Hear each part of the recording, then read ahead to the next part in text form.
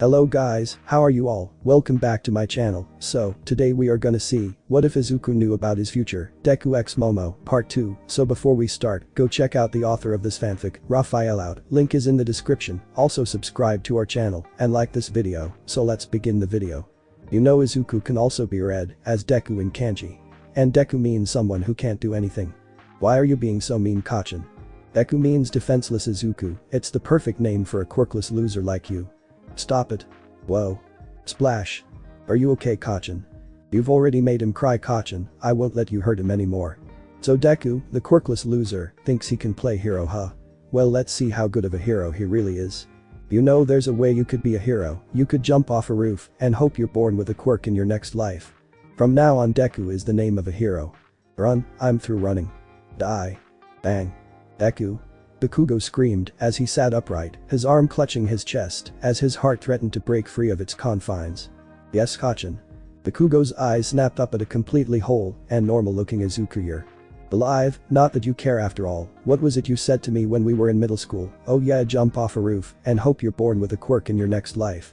Finished Izuku sarcastically and savagely. Do you want to go? I took your advice, you know, Izuku simultaneously cutting off and silencing his childhood friend with that one sentence. Well, after a fashion anyway. Remember when that sludge villain got you? I ran forward trying to save you knowing that it was suicide, hoping that it would be suicide. I planned on sacrificing my life, hoping that the pros would use that distraction to save you. I planned on dying to save you, Kachin, I planned on dying. Bakugo's eyes widened as he could only stare disbelievingly as Izuku scratched the back of his head. I think it's fairly obvious that things didn't go as planned. And since it seemed that death didn't want me, I decided to embrace life. I threw myself into physical training, hoping to overcome the fact that I had a useless quirk, or at least one that I thought that I was useless. Izuku closed his eyes and smiled as he spoke with a bit of melancholy in his voice. Then I found a sensei, someone who could see my will and determination, someone who believed in me and my dream. He turned my quirk from something so benign that it was non-existent into something that could shatter buildings and change the world. But before he did, I had to prove myself to him, prove that I had what it took to be a hero. Izuku opened his eyes and looked straight into Bakugo's. I earned my power, Kachin, just as I earned my spot here. And I won't allow anyone to take that away from me. If you came here to threaten, I came here to thank you. Kachin, said Izuku, once more shocking Bakugo into silence. I am what I am because of you. You were simultaneously my idol and my demon, you were who I wished to be like, as well as the one I struggled to escape from.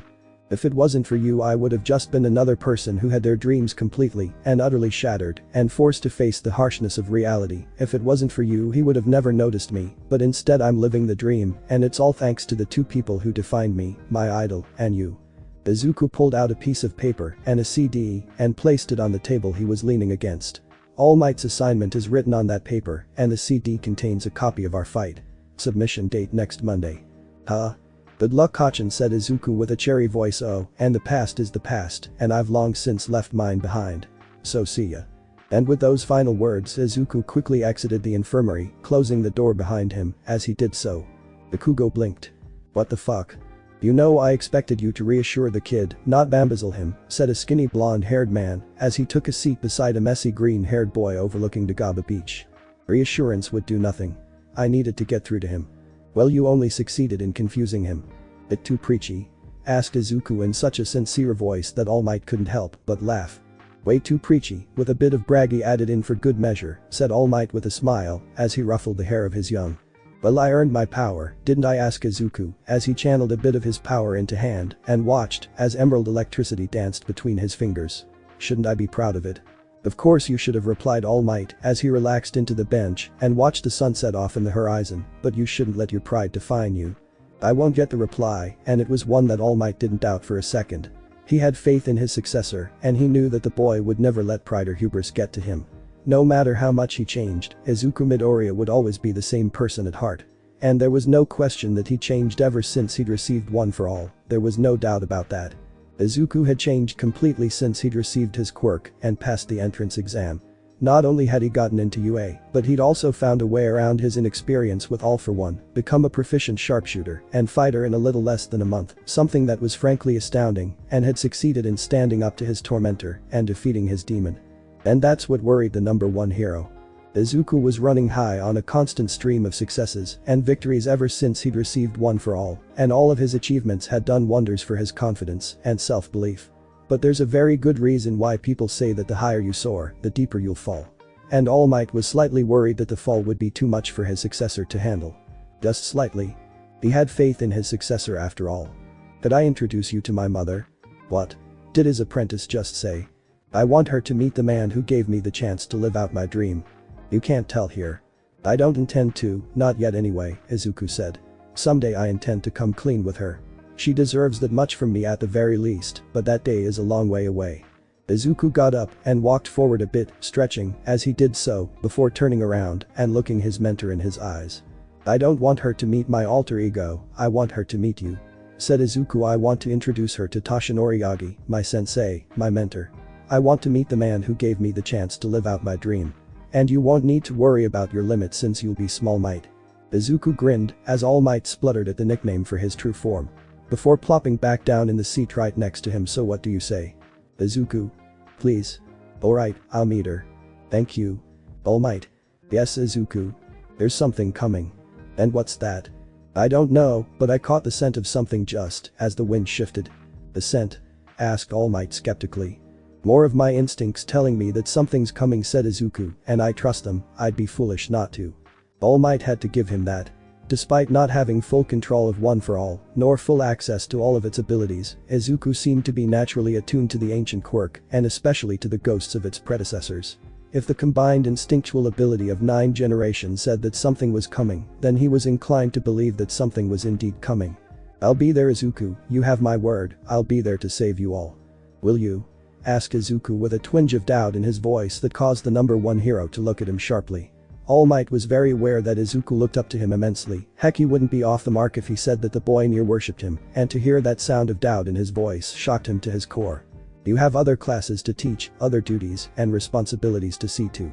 You have a time limit on your quirk, and the fact of the matter is that you simply may not be there when it comes," said Izuku before continuing in an extremely cheery voice.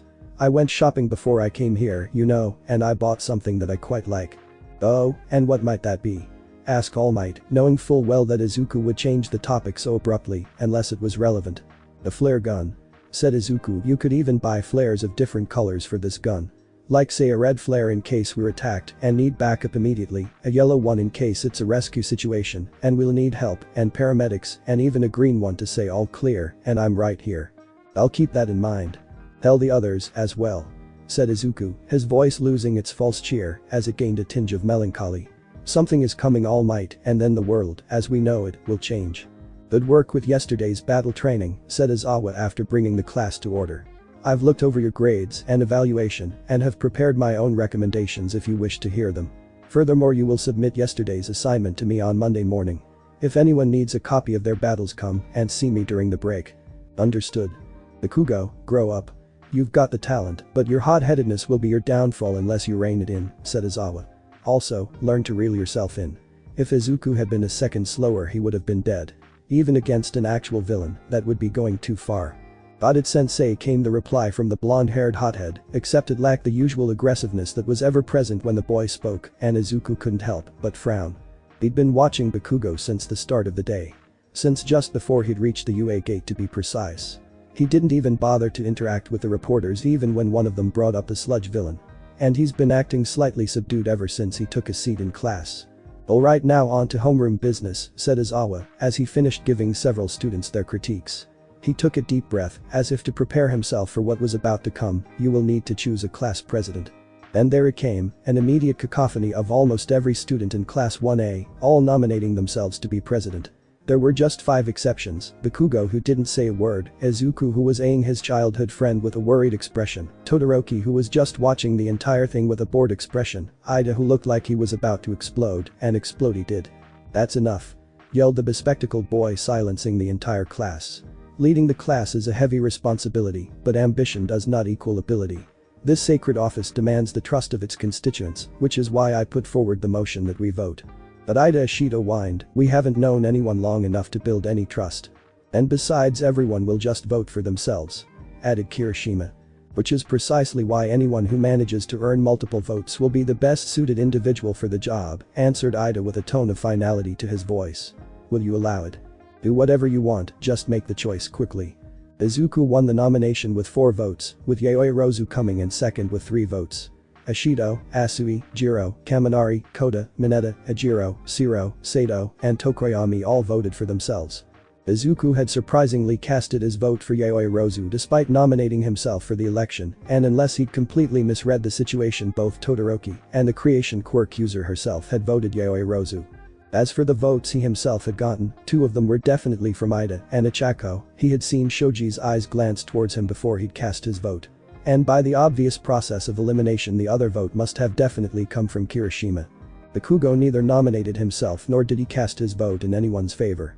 In fact, other than his responses to Izawa when the teacher had questioned him, Bakugo hadn't said a word, nor had he attempted to assert his presence in any way. Which was so completely antithetical to the boy's personality that Izuku couldn't help but feel a bit worried. And, as for… what? Izuku's head snapped up as the alarm blared, his earlier train of thought forgotten, as his eyes scanned his surroundings for any immediate threats. Security level 3 has been broken, came the pre-recorded message from the speakers. All students please evacuate in an ordinary fashion. Ichako tapped me and barked at Izuku in a tone that broke no argument as he simultaneously channeled the power of One for All through his legs. He felt the power envelope sink into his legs just as Ichako's hand came down on his back. Izuku, the first time Ichako had used her powers on him, he'd been so nervous and distracted that All Might could have walked by him and he would have never noticed, and that was really saying something. And even then he'd just been under its influence for a moment, just long enough to get his balance, before she released it. The second time he'd been in so much pain that he doubted he would have been able to feel anything, even more pain. Now though, well, the sensation was disorientating if nothing else. And a moment's disorientation was more than enough to take someone out in a fight, something to help Ichako with if she ever decided to embrace a more combat-oriented role. Izuku let that train of thought linger for a moment longer before pushing it to the edge of his mind as he felt the power stabilize. He used a table, which his legs were now at level with, to push himself up above the crowd and straight towards the window. Slamming head first into the bulletproof window was not as headache-inducing as he'd expected it to be, maybe because he was slowly getting used to it, which was a worrying thought in and of itself, but he grabbed a ledge and used it to stabilize himself and prevent himself from being flung back like a ping-pong ball.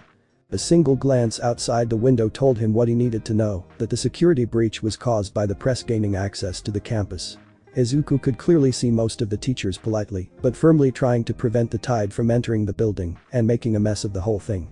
A glance behind told him that the cafeteria had descended into a near riot, and without any teacher nearby to help sort out this entire mess, the situation could end up becoming dangerous. 1% One for All, he muttered, channeling the power of the ancient quirk into his mouth, throat, and vocal cords. Izuku's thought of neither going to All Might nor his mother, but surprisingly Mr. Izawa. The look of approval he had when he'd heard Izuku's bet, the smile on his face every time Izuku proved him wrong during each test. The nod he'd given him when he'd succeeded in getting into the top 5. Izawa believed in him, Izuku was sure of that. He felt the power stabilize in his throat, and then he bellowed enough. Silence. In a single moment everyone froze as they all looked up at the source of that voice that was filled with power and might. There is no danger. The infiltrators are just the media and are not a danger, said Izuku clearly, power and confidence dripping from each word he spoke. Now get a hold of yourselves. You are all a part of the UA, so act like it. Class reps, vice reps, take control of your class and head back to your classrooms. The break is nearly over and we better start preparing for the next lesson, now move. Yes sir. Came the response from several voices in the crowd. Not just from the class reps and vice reps, but also from several of the provisional heroes from the third-year hero course. Now that the situation had calmed down somewhat and the general body of students had been reassured, they could take control of the situation and break it up. And with his self-appointed task accomplished, he leaped over to his own vice rep. Nice speech, he said with a small smile. I'm sure you could have done better, Izuku said with a smile. Now we've got a job to do. Of course. Good afternoon, and thank you for meeting me, said the cute blue-haired girl, as she gazed at them with her bright blue eyes that spoke of an insatiable curiosity. My name is Najire Hado, but feel free to call me Najire, and I'm the class representative for the third year's hero course. As fellow heroes in training, we should have a working relationship with each other so that we can collaborate with each other and help one another out. Any questions? Why aren't the second-year class representatives here? Excellent question, Miss Momo Yaoi Rozu. From the Yaoi Rozu family dynasty. Asked Najire. Wait a minute, I heard of you, you're that creation girl that got in on recommendation, right? Doesn't that quirk affect your figure? I mean, look at you, you're utterly gorgeous despite. There was a very loud and very pointed cough from her vice representative as the cute blue-haired girl closed her eyes, took a deep breath, and then continued on with topic of discussion. Well then, if you could all state your names and quirk. Itsuka Kendo, representative of Class 1B, said an orange-haired girl with deep green eyes. Her voice was calm yet powerful and filled with confidence. Quirk. Big fist, I came in 5th place during the entrance exam. My name is Ibara Shiozaki, and I am the vice representative of Class 1B, said a cute dark-eyed girl with long green thorn-covered vines for hair. Her voice was soft and gentle and yet clearly audible to everyone in the room. I have been blessed with the quirk of thorns, and I managed to secure the 4th rank in the entrance exam. Momo Yaoi Rozu, vice representative of Class 1A, came to the calm and collected the voice of the heir of the Yaoi Rozu dynasty. My quirk is creation, and I entered UA on recommendation. Izuku Midoriya, representative of Class 1A, said Izuku, speaking in a clear and concise tone. Quirk. Blood Charger. I came first in the entrance exam. Oh, so I have a collection of the creme de la creme this time around, said Najire with almost a predatory smile as she started to float. I wonder just how long you will last. Last? Asked Yaoi Rozu as Izuku immediately begins to enter his full cowl. Of course I brought you here to see what you all were made of, said Najire in an all too cheerful voice as she raised her hand and pointed it at the first-year representatives. The best way to do that is to clash against each other. Output 20. Ring wave. Shiozaki acted almost on instinct, the vines which were her hair rapidly extended and covered all 4 of them, and rooting the makeshift wall to the ground just before the shockwave hit, and even then the thing almost buckled with the amount of force. Good job, Shiozaki, said Izuku as emerald electricity crackled around his body, signifying that he'd successfully gone full cowl. I'll engage her in hand-to-hand, meanwhile figure out a way to win this thing, Momo, I'll need a weapon to go all out. Without another word, Izuku leaped to the top of the wall of vines before using it as a springboard to launch himself at his opponent. Output 10, murmured Najire as Izuku rapidly closed the distance between them. Bang. Izuku's fist, charged with 10% of one for all, met the compression shockwaves created by Najire's quirk just inches away from her hand. Had they been on the ground, Izuku might have been able to hold his ground and power through, especially since Najire was not going all out with her powers. She wanted to test them, not kill them. Unfortunately, this clash didn't happen on the ground, but rather several feet above the ground, causing Izuku to be blasted back to whence he came. Fortunately, where he came from was a leafy barrier that could be used as a makeshift springboard, which is exactly what Izuku did, bringing his knees as close to his chest as his feet touched Shiozaki's creation before he launched himself back with explosive power. Najire didn't have time to power up another shockwave, nor did she need to, as she simply moved herself just a bit out of Izuku's trajectory before powering up a blast to launch at the boy, when used the roof to jump back and attack. But she did, just not in the direction she was expecting. Instead of using the wall to launch himself back straight at her, he used it to jump to the wall on the right and now the ground, and then the left wall, then back to the ground before launching himself straight at her. No wait, his trajectory was off. Her thoughts were proven correct as she didn't have to move an inch to dodge the oncoming green-haired boy who hit the ceiling before launching himself at her, actually at her this time around. Output 15. Ring wave.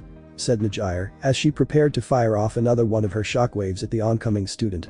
Now that she'd seen him in action and had a passable idea of what he could do, she was willing to risk hitting him with more powerful shockwaves, just a bit though. Unfortunately, she wasn't the only one who had ample time to prepare her attack. With each leap that Izuku made, he had been gaining more and more speed, and when he'd made that final leap, he changed up his full cowl from 5% to 10% full cowl. And what was even more unfortunate was that this wasn't a one-of-one fight. Just as Izuku leaped, committing himself to an attack this time around, Shiozaki wrapped a vine around Kendo and flung the big fist quirk user straight at their opponent. Najire smirked. Just because her back was turned didn't mean she was unaware of what was happening, and while she'd be looking forward to matching her power against this cute boy who dared to challenge one of the big three head-on, it was time to end this.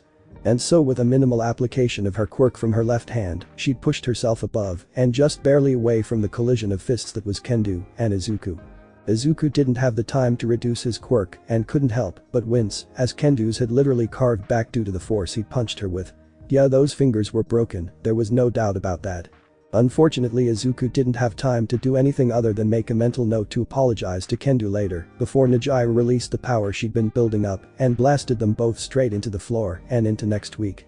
I am so sorry about your hand, Kendo, said Izuku, as he once again profusely apologized for hurting his fellow representative. It's not your fault, Midoriya replied to Kendo, as she waved off his apology with her cast-covered hand. I'm just glad it's not my writing hand. The sun was already starting to set as the class reps and vice reps met outside the infirmary and started to head to the gate. Well met wouldn't be the exact word, as Izuku and Kendo just got discharged from it and their vice reps were outside waiting to give them a status report about both what they missed and the results of the battle. Which was less of a battle, more like a slaughter with the two primary combatants out of the picture. We stood no chance against her, did we? Said Yaoirozu, and to think she's still a student. All the big three are abnormally powerful. In fact, many pros agree that Tagada is one of the most likely people to take All Might's place when the man eventually retires, said Izuku, parroting a line he'd heard Aizawa of all people say. Not that he'd actually believed it, of course. All Might's public perception was that of a man in his prime, and the general consensus was that it would be decades before he retired. Izuku was one of the handful of people who actually knew that All Might time could be measured in months and not years, but we could have won if we'd been smarter about it. What do you mean? Asked Kendo. Her quirk. Wave motion turns her vitality into pure power, said Izuku, drawing on the knowledge he had of the cute blue-haired girl. When my fist collided with that first blast, her breath was slightly labored, as if she'd just run a fast sprint, almost unnoticeable if you weren't looking for it. She cannot handle an elongated battle, as every move she makes exhausts her physically, in addition to the fatigue from battle. Had we kept the pressure on her, but used stall and delayment tactics rather than trying to engage her in a straight-up battle, then we could have likely won. Alas, that chance is now lost, said Shiozaki. But we were still blessed to have this opportunity, and we should do our best to take it to heart and learn from it. Her companions all nodded at that. You know, we should really do this again, said Izuku. Meet up and chat about our classes, tactics, and if there is a bit of time, to simply hang out. I wouldn't mind doing so, said Yaoirozu, as Kendo and Shiozaki nodded in agreement. But where and when should we meet? I'll ask Aizawa-sensei about booking one of the small boardrooms for presidential meetings, said Izuku. Kendo speak with Blood King-sensei about the same. We can coordinate with them about acquiring a meeting room, and, as for how often, how about once every 2 weeks, that way we have enough time to actually get something to report on. Understood. Alright, said Aizawa, now it is time for basic hero training. Today's course will be about rescue training in the case of a calamity or a major incident. We'll be heading to USJ for today's course. You have the option of choosing to wear your hero costume or not, as it may not be suitable for the environment we'll be training in. After you've changed, please head down to the bus. We'll be leaving in about 30 minutes. Naturally, everyone reached for their cases, though Izuku couldn't help but chuckle as he reached for his own. The simple fact of the matter was that the starting suits were deliberately left incomplete. Sure, they deliver what is asked for, as long as the request is not too absurd, as well as a good bit of protection to keep heroes as safe as possible. But the suits are made in such a state that they can easily be upgraded and most likely will be upgraded. But each upgrade, whether the support department designs it or you flat out request a support company for it, costs money, and guess where that money comes from? Of course, all of it is an investment in the next generation of heroes and to make sure that society keeps on turning, but that doesn't change the fact that support companies are multi-million industries and a lot of that money comes from debt that lasts a good long while into a prospective hero's career. Wow, Deku, you look like you're going to war. And wasn't that the truth? Izuku's suit was designed in such a way that he could add or subtract parts depending on the situation. This time he'd gone full out. In addition to his regular suit, he'd strapped a combat knife to each of his thigh. On the left side of his utility belt was his trusty airsoft shotgun, but on the right was what could only be described as an airsoft automatic gun. This automatic gunfire was literally like rapid-firing 100% finger flicks, but the recoil it generated was immense, and due to the sheer power it was rapidly generating, it would destroy itself just when, or even before the first cartridge was done. Basically, this was a one-off weapon, and not a cheap one either. He had also clipped on a flare gun on both the left and the right side of his utility belt. There was also a pair of brass knuckles hooked onto the utility belt. On his upper body he wore shoulder gun holsters with one of his precision pistols under each shoulder. His diamond-shaped respirator was covering his nose and mouth, and bright emerald-tinged snow goggles protected his eyes. Izuku didn't look like he was ready for rescue training, he looked like he was going into battle. And unknown to all the UA students bar one, that's exactly what they were heading into. It's always good to be prepared, Achako, you never know what may happen after all, said Izuku before raising his voice and yelling, alright people, it's time to move. Please take your seats in the bus. No pushing. This facility contains every disaster and accident you can imagine, said a walking talking spacesuit. I call it the unforeseen simulation joint. "Oh wow," said Ichako, "it's the Space Hero 13, he's a gentleman hero who does his best work in rescue scenarios." 13, where's All Might? Asked Aizawa in a low tone so that the students wouldn't overhear what was being said. "I thought he would be meeting us here." "About that, senpai," said 13, "it seems he reached his limit during his morning commute, so he is resting in the staff room as we speak." Izuku, who had been walking towards the heroes, clenched his hand when he heard that. Despite his warning, it seemed that his idol wouldn't be around to help, and against that thing he needed a plan. He needed to be able to get them out of here. "Alright," said 13, "as I'm sure many of you are aware, my quirk is called Black Hole. It can suck in and tear apart anything. I've used my abilities to save many lives, however, they could easily be used to kill. I've got no." Izuku tuned out what the pro hero was saying as he approached Aizawa-sensei. This may end up with him and mom being investigated, but right now lives are at stake. "Sensei, we are in danger," said Izuku, drawing the pro hero's attention to the green-haired boy. "I caught the scent just as the wind shifted." "Explain," said Aizawa, his eyes instantly scanning USJ for any sign of danger. "We don't have the time," replied Izuku with a hint of desperation in his voice. "If you have any faith in me, get everyone back on the bus and get them out of here. Please, Aizawa." "Hey, what's that?" Both Izuku's and Aizawa's eyes darted first to Kirishima and then to the swirling portal that appeared in the center of USJ's. Aizawa's eyes widened for a second before going into analysis mode, taking a quick look at each and every single detail of each villain in the portal, looking for anything that would give away their strengths, weaknesses, and quirks. Before his eyes went to the next villain and even the ones behind them when they started exiting the portal. Izuku didn't even bother. The moment he caught sight of the swirling black circle in the center of USJ's plaza, he closed his eyes and immediately started to power up One for All. His thoughts went to All Might, to the moment when the number 1 hero rescued him from the sludge villain. Red streaks of power started to encase his entire body, from the tips of his toes to the nails on his hands to the hair on his head. Izuku remembered when he rushed in to save Bakugo, how his quick thinking was able to get the sludge villain to loosen his hold on his blonde-haired friend before All Might appeared to save the day. Those red streaks of power sink into his skin, merging with his flesh, blood, and bones as his body gains a cool orange glow. Izuku Midoriya, said All Might, his hero, his idol, his master, his friend. You too can become a hero. Dozens of small arcs of emerald electricity crackled across his body as Izuku opened his eyes, ready and determined to ensure that his class made it out of this alive. Unlike Aizawa, Izuku didn't bother to evaluate any of the heroes that Shigaraki had brought with him. Instead, his eyes darted to the center of the portal to glare at the leader of this attack, before shifting his gaze to the massive being standing beside him and the greatest threat in this entire facility. Todoroki, said, "Wall us off now." The half-cold half-hot user didn't even hesitate, as the floor immediately under them was covered with ice, the edges of which started to extend outwards and upwards, forming a massive thick wall made of ice around them. Amanari, said. Izuku was drawing out his shotgun and aiming it at the center of the wall. "Try and make contact with UA. Ida, run back and get help. If you think I'm going to abandon, do it now," yelled Izuku as the power of One for All started to seep into his voice. "The rest of you, get back to the bus." As he said to Aizawa sternly, "That's an order. 13, protect the stew." The rest of his words were drowned out by a large bang, as parts of the wall were literally blasted away, as the grotesque form of the Nomu started to make its way through the bang. The Nomu didn't budge an inch despite a 100% blast from Izuku's shotgun. "Aizawa!" yelled Izuku, and the angular hero knew instantly what his student was asking. His eyes turned red as his hair stood up on its ends, and the Nomu barely had time to take a step before Izuku fired off another blast. Bang. This time the blast worked, sending the creature far off into the distance, probably straight into the conflagration zone. Izuku didn't take a moment to admire his handiwork, however, as he leaped into the sky and fired his shotgun a third time, blowing all the villains in sight back down to the plaza and blowing himself right back into the entrance doors of USJ. Todoroki didn't wait for a prompt. The second after Izuku fired off that third blast, he quickly recreated the parts of the wall that the monster broke through, before reinforcing the front in anticipation of the next attack. Izuku, now at the entrance of USJ, quickly opened the doors of USJ, before firing a red flare into the sky. He only hoped that the staff spotted it and that All Might relayed its meaning to them, but just in case, Ida, we need reinforcements, and you're the fastest of us. Izuku, you're. I'll hold the line, Ida said to Izuku as he ran to the bespectacled boy. "I swear. But I need you to get us the pros. I need you to be the hero." Ida trailed off as he looked straight into his friend's eyes. "I'll get them here. I swear."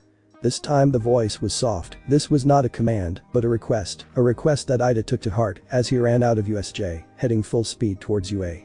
And not a moment too soon either, because just as Ida was barely out of sight, the wall gave the sound of a loud crack before the entire thing crumbled into dust, revealing Shigaraki, Kurogiri, and an entire host of villains. In the blink of an eye, Todoroki used his ice powers to freeze the floor below them and turn the massive staircase into a slide, which, followed by a quick blast of his shotgun, was enough to send most of them back towards the plaza. Barely a second later, Izawa himself jumped into the fray, using his bandages to knock Shigaraki and those villains who were still on the staircase back into the plaza as he followed them down and engaged with them in combat. Kurogiri hadn't been idle, however. The moment the wall had come down, he had turned to mist and seeped into Todoroki's icy floor. "Get off the ice," yelled Izuku, as the black shroud that was Kurogiri's body seemed to come for them. Todoroki decided to take the more active approach and tried to freeze Kurogiri's body, but the villain seemed to swirl around his ice before capturing Todoroki and transporting him somewhere. More students, those who were the closest and those who were the slowest, followed. Yayoi Rozu, who was the closest to Kurogiri and barely managed to make it a few steps away before being swallowed, Mineta, who was standing right behind her and didn't have that much speed to begin with, Kirishima, who grabbed Ashido and threw her to 13 and ended up being swallowed as a result. Bakugo, who decided to blast a point where Kirishima was swallowed. Ejiro jumped in to try and save Hagakure, an attempt which ended up with them both being teleported who knows where. Although Izuku was glad to see that his earlier judgment was right and Kurogiri couldn't meld with the actual floor of USJ and instead had to rely on Todoroki's eyes, the question remained, why? Something to ponder after he got out of this mess. 13 Sensei, Izuku said as he prepared to jump. "I'll reinforce the others, please hold the line." "No, wait," the gentleman hero tried to say, but it was already too late as Izuku had already leaped into the air with a 10% jump. "As if you think I'll..." Bang. Just as the green-haired boy had predicted, Kurogiri had tried to shoot up after him and ended up eating a 100% shot straight to the face, a shot that also had the added benefit of shooting Izuku high up and far into USJ. "Alright Izuku, it's do or die," said the green-haired boy to himself as he scanned the surroundings. The first thing he noticed were the bright flashes of light coming from the collapsed zone. Izuku disregarded going there almost immediately. Bakugo could handle himself, and trying in friction would only result in conflict and distraction, which could end up with either of them being hurt or killed. His eyes then went to the landslide zone, then the mountain zone, and then the conflagration zone. The latter was where the Nomu had been sent flying to, and Izuku prayed that no one had been teleported there, as there would be nothing he could do to save anyone against that monster. His eyes then fell onto the flood zone, which was rapidly being turned into an ice zone. Guess he knew where Todoroki ended up. There was also the downpour zone, but that area was covered with its own protective coverings. It would take a bit of time to break through, and it was also between the flood zone and entrance, thereby as far from the other zones as possible, and the closest zone was reinforcements to go to. Izuku's mind was made up. He knew where he had to go, he just hoped no one suffered because he wasn't strong enough. It took a few seconds for Momo to realize that her situation wasn't a good one. She literally had her back to a cliff and she was surrounded on all sides by enemies, and her only ally was Mineta. Even though Ida had gone to the UA for reinforcements, expecting any kind of assistance was pointless. The mountain zone was literally the furthest from the entrance, and the teachers would have to fight against all the other villains in the facility before they could come to her rescue. And considering the way her classmate was crying behind her, it was up to her to get them out of this mess alive. Fortunately, it seemed that the villains they were up against were the sadistic kind. And Mineta crying was giving them all the perverse satisfaction they desired. This was good. If she could draw this out, then they had a chance of getting out unscathed. Then two of the villains decided to break rank and attack. Fortunately, they were not very skilled, and 2 good knocks were enough to knock them to the ground. And it seemed that this was the cure for her classmate to lose all sense of composure and just start flinging out his cork willy. Balls flew from behind her, first hitting the 2 villains on the ground, making sure they were stuck there, then at the villains that were a bit further away.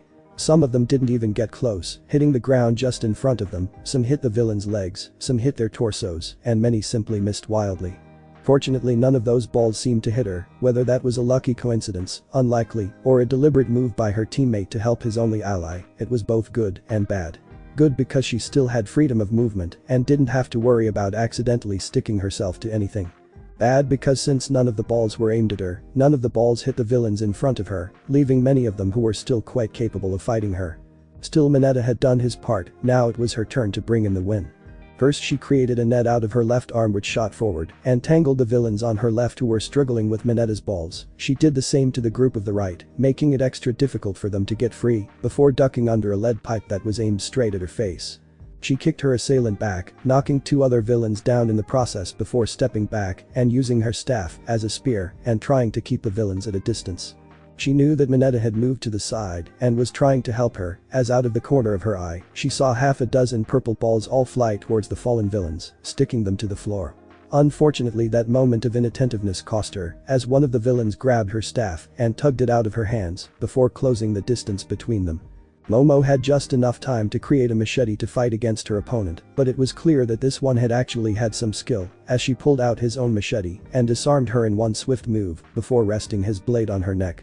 "Give up, little lady, I promise we won't be too rough with you," he said in a sickly sweet voice as his eyes darted downwards, and Momo had no doubt what her fate would be if she decided to give up. The problem was that trying to resist would result in a slit neck. There was simply no way out. 5% Detroit smash. Out of nowhere, Izuku appeared between them, delivering a massive punch to her assailant's jaw as he did so, sending the villain flying off. He was not alone either, as she saw Ajiro jump off his back, his tail loosening and dropping a pair of boots and floating gloves. Oh, he was carrying Hagakure with his tail. Good, that meant that there were now 5 of them to deal with this. 100% Delaware blast. Izuku lifted his shotgun and fired a full-powered blast, blowing away the dozen or so villains that were preparing to attack them, knocking many of them out in the process. "Most of the villains in this zone have been taken care of, good job you guys," said Midoriya with a smile. "Reposition yourself on the cliff behind you and fortify yourselves there. The pros will be here soon and I'll send them to you. Yaoi Rozu, you're in charge." "Wait, Izuku, where are you going?" asked Hagakure's frantic voice. "To help Izawa, don't worry, I'll make sure we all get through this alive," said Izuku, as the arcs of electricity that were streaking around his body started to brighten. "Go beyond. Plus Ultra Yaoi Rozu," and Ajiro muttered as Izuku leaped high up into the air before using his shotgun to blast himself straight to the plaza. "Kirishima, the only one left unaccounted for," muttered Izuku to himself as he soared into the air. "Best case scenario, he's with Bakugo, worst case, well, better not think, scratch that, he's right there." In what seemed like a sense of deja vu, the situation on the ground seemed to be nearly exactly what it would have been had he not gained his foresight and the skills and abilities that came from it. Bakugo pinning down Kurogiri with Kirishima right beside him, All Might rubbing the area where Nomu had just opened up his wound, a half-frozen Nomu, standing in between Kagwari's portals that were rapidly closing, and Shigaraki monologuing. Izuku drew his pistol just as he landed, taking a moment to get his balance and his aim right, and waited for just the right moment. Izuku watched as Nomu charged in to knock back Bakugo, who was thrown out of the way by All Might. Now, thought Izuku as he pulled the trigger. Despite being able to conduct less power than his shotgun, Izuku's pistol was the more devastating of the 2 weapons he used, simply because all that power was focused in one narrow beam, rather than blasting a wide area. What that meant was that his attack easily broke through Nomu's shock absorption as it hit the creature's left ear, dead center, and created a hole straight through the creature's head, which ended exactly on its right ear. "Todoroki freezes its ears," yelled Izuku, and the half-cold half-hot user combined as a quick stream of ice flew from under his leg and straight to the monster's leg, climbing up its body before fully covering the place where the creature's ears would be once they regenerated. Izuku took out his other pistol and started firing shot after shot in Shigaraki's direction, all of which were intercepted by Kurogiri, who turned his body into a swirling dome around Shigaraki to protect his comrade. "That thing only acts when I am told," by Izuku, answering the question on everyone's minds. Todoroki, make sure Nomu can't hear a thing. All Might, do your thing. The number 1 hero nodded, but before he could act, the dome sunk down into itself until all that was left was a wisp of black energy, which itself faded away, and Midoriya couldn't help but sink to his knees in relief. We won. As far as aftermaths go, the results were mixed in Izuku's mind, though tilted towards the good side. The pro heroes arrived and acted as more of a cleanup crew rather than the actual turning point that they would have been originally. The looks on some of their faces when they realized that they'd essentially missed out on all the action was one that Izuku wished he had a camera to record. Still, from what Izuku managed to gather after incapacitating 13, Kurogiri teleported away, and a short while later a portal opened in the plaza, out of which the Nomu and over a dozen fresh villains stepped out of, which also explained why that zone was completely abandoned. Which explained why that zone was nearly completely abandoned when the pros checked that area. What worried Izuku was that there were no villains found in the downpour zone, as well. If he remembered correctly, Tokoyami should have been teleported there in a time that would never be, and he hadn't escaped unscathed. Considering that zone is shrouded in darkness, and dark shadow grows more powerful the darker the area is, that really said something about the caliber of some of the villains that should have been in that zone. Izuku just hoped that the league's actions didn't differ too drastically from the course of action they would originally take, or else there would be trouble, and not the good kind either. In terms of injuries, none of the students were bruised at all, something that is no doubt a complete miracle, considering the caliber of some of their foes. 13's injuries were extensive, but fortunately not critical. He would need to stay in Recovery Girl's tender hands for a day or two, and would likely not be able to sleep comfortably on his back for a few months at the very least, but other than that he was quite well. Next came All Might, with Nomu having opened up the wound given to him by All for One. It was straight to the infirmary for him, but fortunately the long-term effects wouldn't be the same, as if he would have had to exchange enough blows with Nomu to send the creature flying. Izawa was even less injured.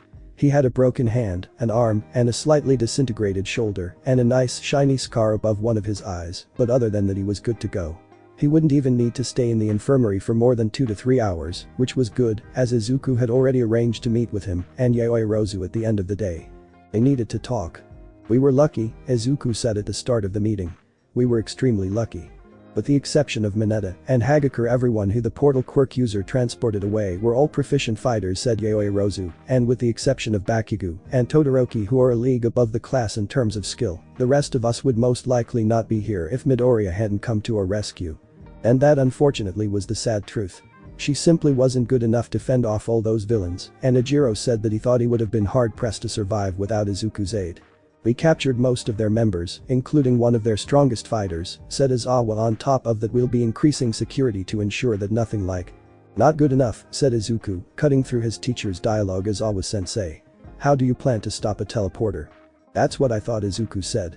"They will come for us because we had the nerve and the tenacity to survive their initial onslaught. And they had the power to challenge All Might, who's to say that power won't be turned against us next time." There was silence as Izawa and Yaoyorozu digested his words. "We survived on luck, but luck is a fickle mistress, so we cannot rely on her." "Then what do you suggest?" "We survive on skill instead," said Izuku. "We need to train ourselves so that we're better equipped for situations like this. I know that it's the UA's job to train us as heroes, but we can start training ourselves as fighters now. Some of your classmates won't appreciate you increasing their workload," Izawa pointed out. "But most would appreciate a direction to move in, especially after what happened today," replied Izuku. "I'm not asking you to give us extra classes, Izawa-sensei, not yet anyway." "Then what are you asking for?" "Your analysis and advice," came from the green-haired boy's reply. "Since your entire fighting style is based around immediately identifying your opponent's strengths and weaknesses, exploiting those weaknesses, and taking them out with deadly efficiency. Yaoyorozu, your analysis during All Might's hero training left even the #1 hero impressed. And I've spent my entire life jazzing after heroes, watching their fights and encounters, always taking notes. I would have liked to ask Principal Nezu to be a part of this, but I can't ask the principal to take time out of his day for this. So what you're saying is that we should write all our observations into a book and give it to our classmates?" asked Yaoyorozu. "More or less," Izuku replied. "That I was thinking of 3 sections: combat training, quirk training, and a combat style that makes the most use of their quirk and physical abilities. Of course these will be suggestions, they are free to take them or discard them if they are not to their liking, but I think the best way to get our classmates to take our words to heart would be to give them something to work towards, and I'm sure you know what's coming up." "The sports festival," said Izawa. "Today's events give them a reason to improve.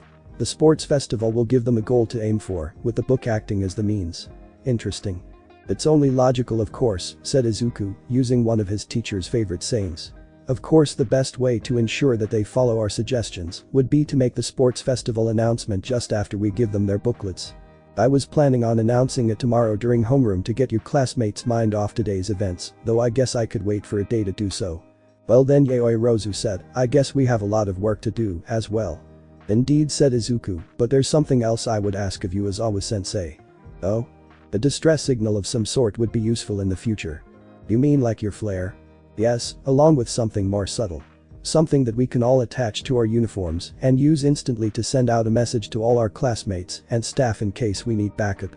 "I'll speak with Powerloader and see what I can do," said Izawa. "Fortunately, with the heightened security and the disaster that their previous attack was, I don't think we should be expecting them to act for a while.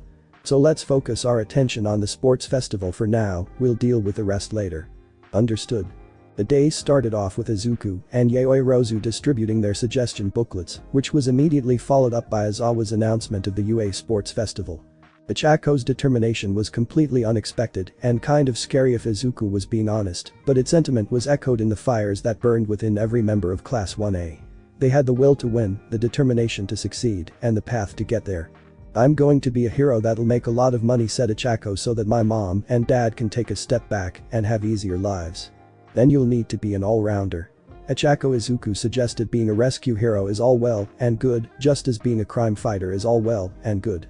But to gain the maximum amount of exposure and the fame and fortune that should follow, you need to be able to function in both spheres, even if you choose to specialize in one of them. And that means you'll need to get your combat ability up to par and train for the coming sports festival. "Will you help me, Izuku?" asked the cute brunette as she pleaded with her eyes, "Please." "Sure, why not?" said Izuku. "Ida, would you like to join us? I've got a few ideas about training that I've not included in that notebook. Plus I'm one of the few around here who can actually keep up with you." "It would be my pleasure to be Izuku. Would you mind adding a few more?" asked a collected voice of the vice representative of Class 1A. Izuku turned his head slightly to look at Yaoi Rozu and Asui, who had walked over to the corner of the class where Izuku was chatting with Ichako and Ida. "The more the merrier," Izuku replied, "but no more than 6, then it will be too much." "6?"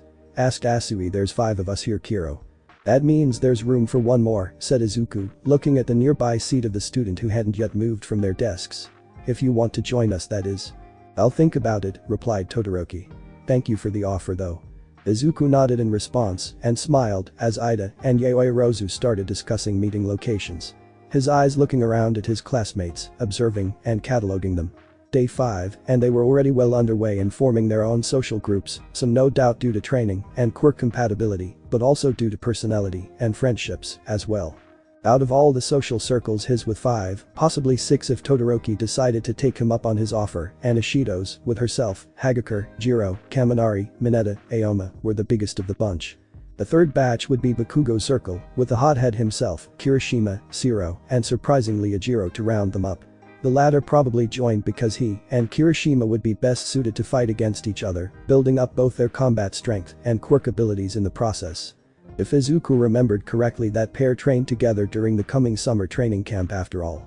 Izuku smiled to himself as his eyes glanced at Tokoyami and Shoji, who were both leaning against the wall quite close to each other.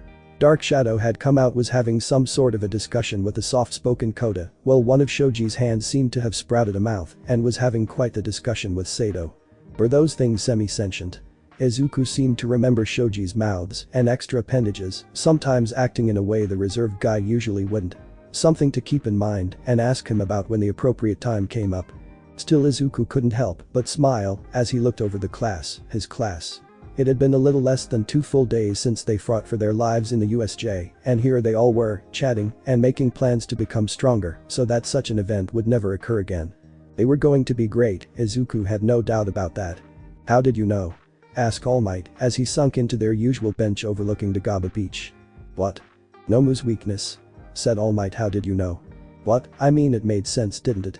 Izuku replied. "I mean, every time that thing did something it was always after Shigaraki said Nomu do this or Nomu do that. I thought it was fairly obvious, if Nomu couldn't hear a command then it wouldn't follow it." "True," said All Might. "It would have made sense to me, or Izawa, or Todoroki, or even Bakugo and Kirishima, who were there when I fought against that damn thing. You on the other hand had 2 interactions with it, one when it broke through the thick ice wall, which there was absolutely no way you could have heard Shigaraki give a command through, and the other when you landed on the battlefield, with your plan already made. Are you in league with the League Midoriya?" Izuku jumped out of the bench as he spun around to face All Might. "Of course not. How could you even ask that, All Might?" "I ask All Might," as his form started to smoke before rapidly buffing up into his Tall Might form, "because I have to." Izuku was scared, scratch that he was utterly terrified. To the public and the innocent, All Might was the symbol of peace, he was the beacon of hope, he was like this warm blanket that enveloped you, and you knew that everything would be fine now that he was there.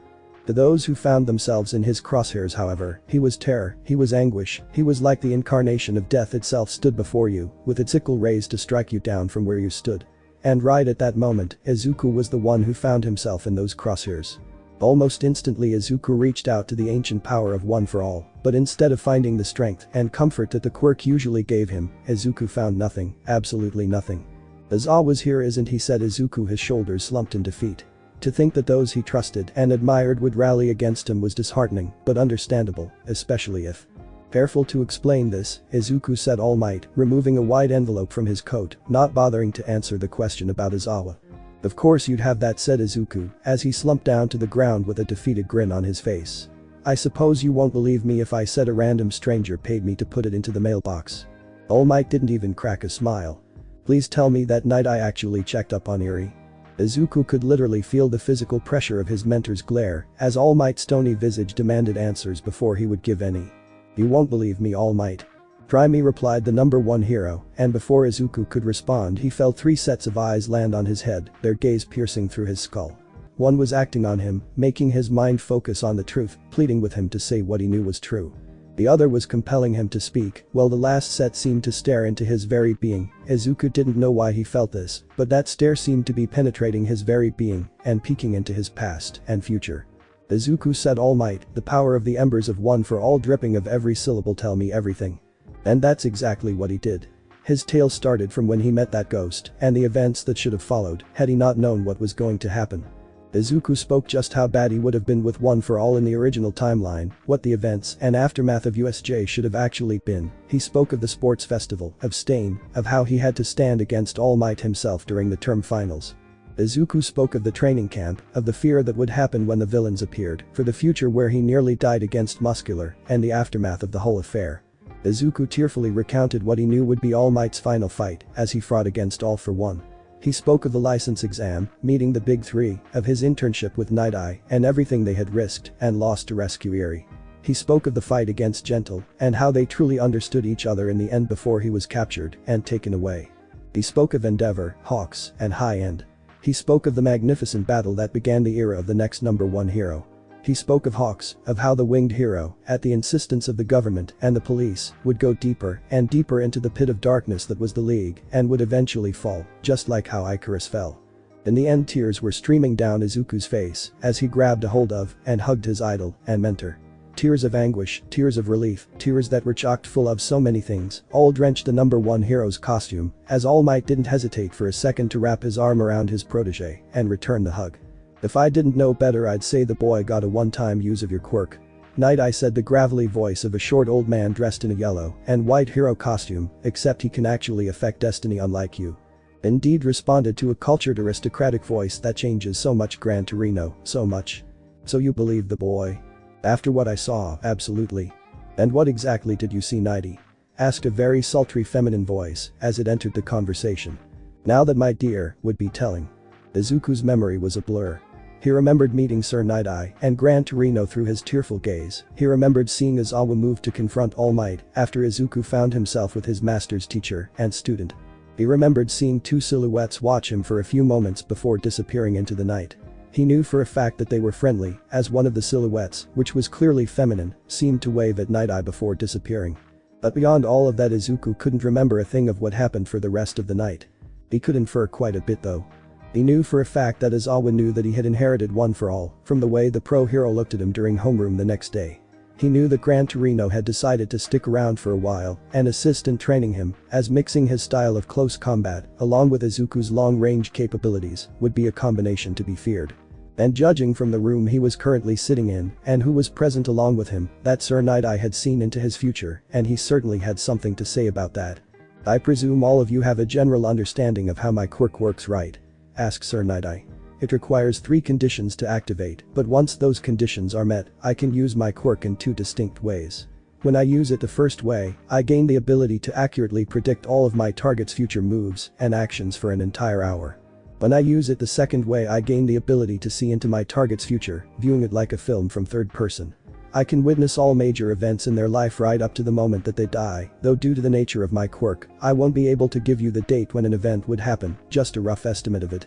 For my training, I have gained the ability to use both ways simultaneously, though doing so tends to exhaust me. Yes, and? Asked Izawa, wondering where he was going with this. When I looked at Izuku, I didn't see certainty, I saw possibility, said Sir Night Eye. I saw the original timeline, as it was supposed to be, as it was meant to be.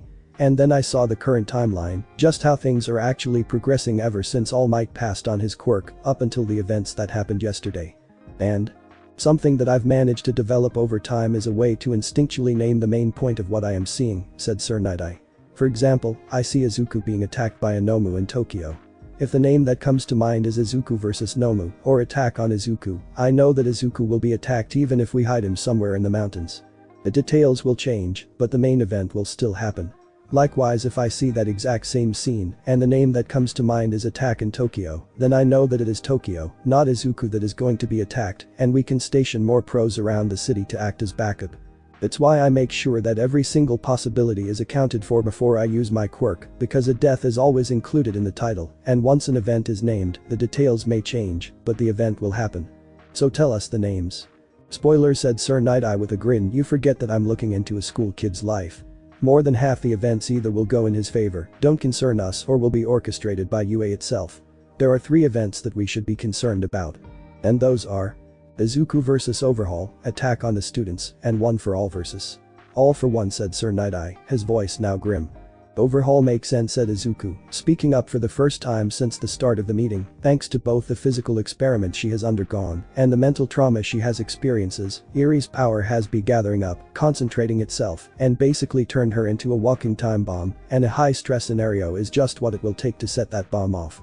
Izawa's quirk disables a person's ability to use their quirk, which would only delay the inevitable in this case.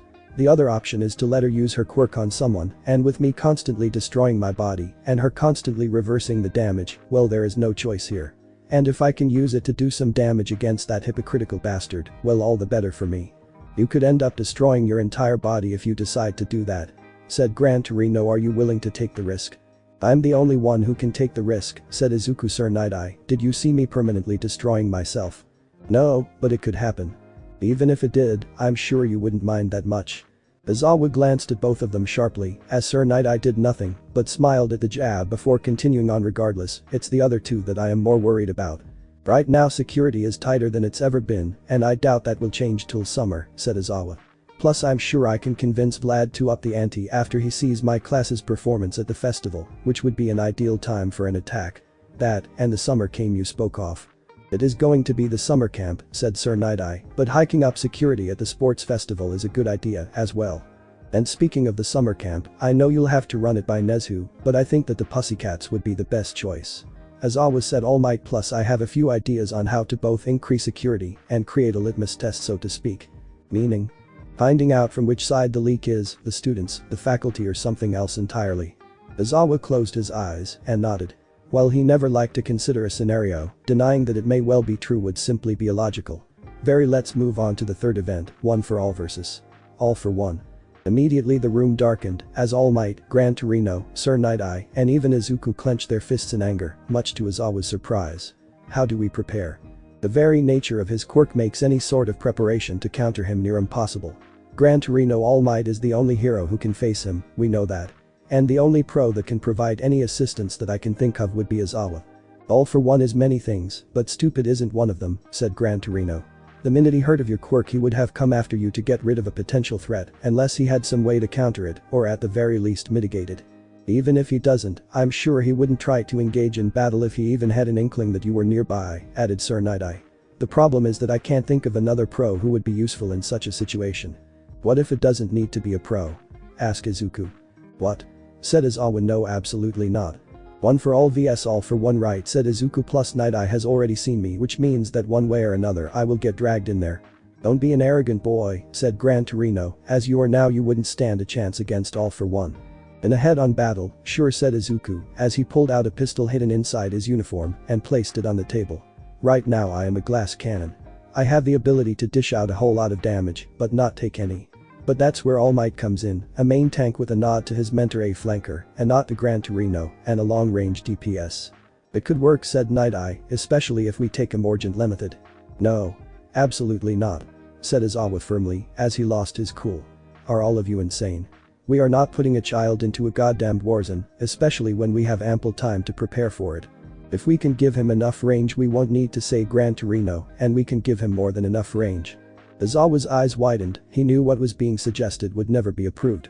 He'll need his provisional license for one, and even then, I doubt they will ever authorize it. Let me deal with both of those, said Sir Night-Eye. For now just get him ready for a battlefield, you have 3 months, I'm sure you will have enough time. Let it be known I am still against this, said Izawa. But I'll do the best I can with what I have. I'll be sure to give you my best, sensei. Ring out. Ida wins. Izuku looked on, as Yaoi Rozu simply slumped to the ground in defeat. It was her third defeat in a row, and it seemed that the black-haired beauty was simply on the verge of tears. Yaoi Rozu front and center commanded Izuku, and his vice representative gave him a forlorn look before she pulled herself together and once again walked to the center of the ring. Momo, what is your greatest strength? By versatility came the immediate answer. There was no question about it, her quirk and her near-picture perfect memory, along with her mind, usually gave her nearly limitless ways to handle any given situation. And what is your greatest current weakness? The girl tried to say something, but she couldn't think of what to say. What could she say? Her weakness. The fact that despite her amazing quirk and all the hand-to-hand training her parents gave her, she couldn't even win a single fight. What was she? Her versatility. My what? Asked Momo, completely stunned by what Izuku said. Whatever she had been expecting, that certainly wasn't it. Let me put this another way. Let's say Kirishima was fighting me.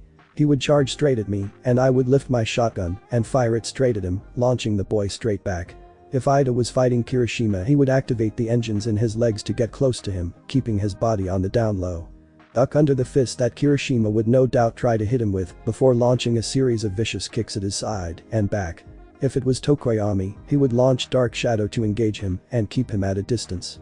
If it was Bakugo, it would be small precision explosions at point blank to wear down Kirishima's quirk before he could break through the redhead's defenses and pin him down.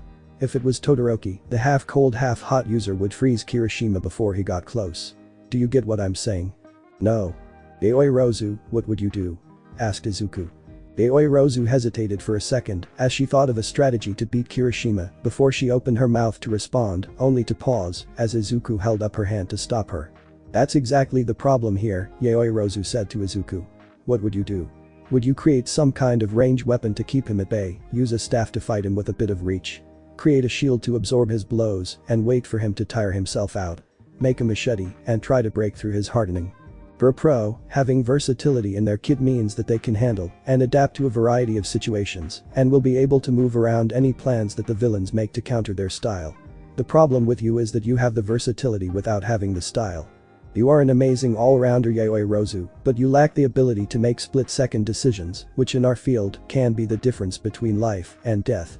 If that's the case, then what would you suggest? Combat training isn't what you need right now, said Izuku.